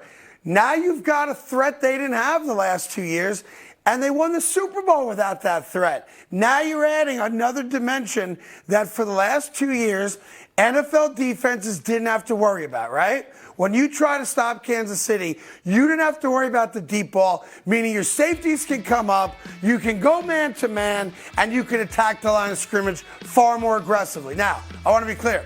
They won the Super Bowl, so they figured out a way to beat that. But now you've got a guy, you see the numbers there, air yards. That's how far does the ball travel in the air before the receiver gets his hands on it. You see right there, the Kansas City receivers last year, it was all short patterns, 6.5 yards average. With Patrick Mahomes at quarterback and acquiring this guy as wide receiver, in Hollywood Brown, changes that dynamic. Now you've got a guy flying down the field. That opens up the middle of the field for Kelsey and allows you to do a lot of other really cool stuff coming off the line of scrimmage because now you've got a safety trying to help out deep against a guy that's got blazing speed, meaning I've got a wide open field on some plays, and either you're going to see that offense get back to being 4,500 to 5,000 yard passing offense. But can we push back a little bit on the fact that how did they get to the Super Bowl? It was through Isaiah Pacheco. It was because of that offense. And their defense. And their defense, which they got back. Because remember, that offense got shut out for halves at a time. Oh, yeah. They didn't win the AFC Championship game by scoring in the second half because they didn't. They won because they've got one of, if not the best secondaries in all of football and a rock star on defensive line who created havoc. One of the things that this allows them to do is I feel like Andy Reid's just going to dust off some of those old Tyreek Hill plays. Right. I'm not saying that Hollywood Brown is Tyreek Hill. No. But you could put him in some of those sweeps, actions in the backfield, some of those deep passes. It opens up a new thing for them that MVS was supposed to fill that just couldn't. Yeah, but the problem with when we talk about Tyreek Hill when he was a Chief was a lot of it was just Patrick Mahomes playing sandlot football and throwing it downfield, and Tyreek Hill just happened to be downfield wide open. It's an chuck and duck move. Now the fact that you're giving a quarterback that same type of option makes the Chiefs seem like, the three-peat is now for real, solely because they have an option, a guy that can stretch the field vertically. Yeah, and by the way, you look at the difference of the teams that came close to making a run to a Super Bowl. Kansas City brings almost everybody back. Yep. And then they added a guy. I compare that. And the division's not scary. It's No, not like, they've already won the division. Yeah, I thought maybe this would be the year if Kansas City got a little lazy in the front office and said, we're just going to run it back. And whoever we get in the draft, we get in the draft. I'll see if those kids can become good football players. And I give them a lot of credit. I thought Chris Jones would get a bigger bag elsewhere. They got him done. Obviously, Snead's not happy with the franchise tag, but he's making money. He's making $18 million. You could live off $18 million. I think he made $4 last year. Yeah. So, but to me, they've gotten better. To me, Kansas City Chiefs today are a better team than won the Super Bowl. And I made this point earlier this week. The Kansas City Chiefs are Super Bowl champions, but they were not the best team in football. No. And I still think San Francisco's got more talent than anybody in football. But in the AFC, Kansas City got better. And that's a problem for everybody else. And just a small caveat, they took care of Spags right off the gate. Yeah. So now they have that lockdown on the defensive side. So big for the Chiefs. So are we saying it? Are we putting it in there now? San Francisco, Kansas City, part 2? Are you saying it? Are we doing that? No, we're not doing that. They're yelling at me upstairs. People go, No, we're not doing that. Is that because the Jets are making a run? Okay. Because we have 100 shows until the season starts. Yeah. That's why. That's a fair point. Moving on to a team that's trying to challenge the Chiefs in the AFC, and that is the Baltimore Ravens. Interesting things happened. Number 1, Derrick Henry was asked if the Cowboys showed any interest during free agency, and here's what Derrick Henry had to say.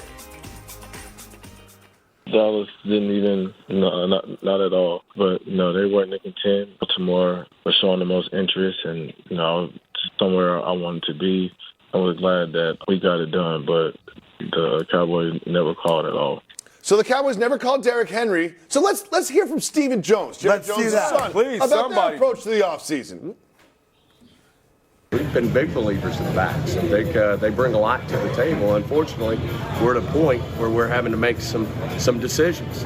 You know, we feel like there's going to be some ways that we can address the running back situation in a more efficient way. But we'll see how that works out. Certainly, a lot to be played out between now and the first game next year. I don't think you win a Super Bowl championship, on the first, second, third day of the league year. So they're big believers in backs. They want to address the running back position. They did reach out to Derrick Henry, but you don't win the Super Bowl the first day of the league year. Yeah, but you can lose it. And to me, that's look. Cowboys are going to be good. Like they didn't lose everybody on their roster. They're not going to be a bad football team. And in their own division, there's only 2 teams that are any good at them, the Eagles. So I wouldn't be surprised if they have a good regular season, right? But that's the problem right there. If I'm a Cowboy fan, I'm pissed off at that because that's the leadership of my team. That's the ownership of my team. And they're telling me that they've got some hurdles they got to overcome. What? Like your dad's worth $14 billion. And one of the benefits of having a wealthy owner is that they spend money because it doesn't affect them financially. They're not worried about paying their mortgage or, fueling up the jet. So the fact that they have financial restrictions on how they're operating the Dallas Cowboys is a flat-out disgusting lie from Stephen Jones. The fact that they couldn't sign Zach Moss, not that he was the answer, but as an example, because he was $4 million. The fact that they didn't sign Rex Ryan because he wanted too much money and they're making frugal financial decisions is everything anti-Cowboy that I ever learned watching Jerry Jones as the owner of the Cowboys. And here's the other thing. You do not win Super Bowls when you haven't been to one in 28 years by getting lucky in the draft. You win Super Bowls by making shrewd personnel decisions to improve positions of need. And if you're holding on to all your money because you're going to re-sign Dak Prescott, who's won 2 playoff games in his entire career, and you're going to re-sign CeeDee Lamb, who's a great wide receiver, and you better re-sign him, and you're going to save money for 2 years from now so you get Micah Parsons re-signed, that doesn't win Super Bowls. Craig, and one last thing. They talked about, I forget the exact wording there, when it came to the running back position. We believe in running backs. Yeah, and to me, we talked about this a lot on the show. This particular offseason, more than any year in NFL history, there were available running backs, all 30 and younger, who were available to be signed. And other than Saquon, none of them got major significant deals that would have broken the bank. Look at that, Craig. That's 12 running backs, all right? You could read the names yourself. I'm not here to read to you. But outside of Saquon Barkley, not one of those guys got north of 10, 11 million bucks guaranteed in any one particular year. So why didn't the Dallas Cowboys, as Tony Pollard walked out the door despite saying, I'll play on a hometown discount, why wasn't he replaced? Now, you're not going to tell me that little Deuce Vaughn is now going to be the rock star running back, all due respect, of the Dallas Cowboys. There were 12 guys, 11 if you want to subtract Tony Pollard because he was already yours, that you could have signed for a reasonable number to make sure that you had a solid running attack. You didn't do it. So what are you going to do? Hope to find Isaiah Pacheco in the 7th round? No. Good luck. The Dallas Cowboys are dead. Yeah, well, the issue is there's no direction with the Cowboys because even if you look at what the Buffalo Bills did with kind of cleaning house, trying to get underneath the cap, and talk about the Chargers did, dropping 2 stub receivers, trying to get underneath the cap. You're looking at the Dallas Cowboys right now like you're obviously asleep because you haven't acquired anybody, you haven't restructured anybody's deal. So at this point right now, if you're a Cowboys fan, it's like, what are we seriously waiting for? Because everybody that, to Craig's point, that could make us better for next year is already signed, sealed, and delivered. So now you're trusting on the powers that be to go into the draft and get younger and hopefully fresher. But the issue is defensively, you need help in the D-line. You need help in the secondary. Offensively, Dak needs help. Outside of CeeDee Lamb and the number 2 Brandon Cooks, who else do you have, right? So you need more wide receiver depth. So, and plus the running back situation is atrocious. So I don't know what the Dallas Cowboys are doing right now, but it seems like they're asleep at the wheel. This is negligence. Like the idea that Monday went by, Tuesday went by, Wednesday went by, and they did absolutely nothing. I hate to do it. It makes me agree with Craig Carton. Yeah. Like, and we don't like to agree with Craig. Yeah, it's all good. It's all good. But it's all good. When you said that Jerry Jones has lost his fastball, I thought that was kind of crazy. But now Jerry Jones has clearly lost his fastball. And this is why you have to hire good people and allow them to do their jobs. You know, it's why coaches don't work as general managers, because it's too much. Like, it's a full-time job. Yeah. And you've got an owner there that's got other interests because he's a billionaire. Like, I'm not sitting in my office all day as a billionaire worrying about what offensive lineman I'm going to draft. I'm living. I'm spending my money. I'm taking paternity tests. I'm doing all that kind of stuff. Because that's the life I'm going to live if I'm a billionaire. So to me, this is just, look, it's a fundamental problem with the way the Joneses run the Dallas Cowboys. And again, 28 years. So no matter what you think about me or my opinion or take on the Dallas Cowboys, 28's the number. 28 years without an appearance in the Super Bowl. There's only one constant over the course of those 28 years, because coaches have come and gone, quarterbacks have come and gone, coordinators have come and gone. The only constant is the Jones family and their stewardship of the Dallas Cowboys. Now, look, they benefit from the fact they're the most popular team. Yep. They got the biggest fan base. They're the most valuable franchise in the world, right? Probably worth $10, $11, $12 billion based on what Washington sold for. At some point, you've got to run that team with a higher level of competence, because those fans are very loyal to you and made you a very wealthy man. Now it's time to give back and make the Dallas Cowboys a Super Bowl contender. Have a great weekend. We'll see you on Monday.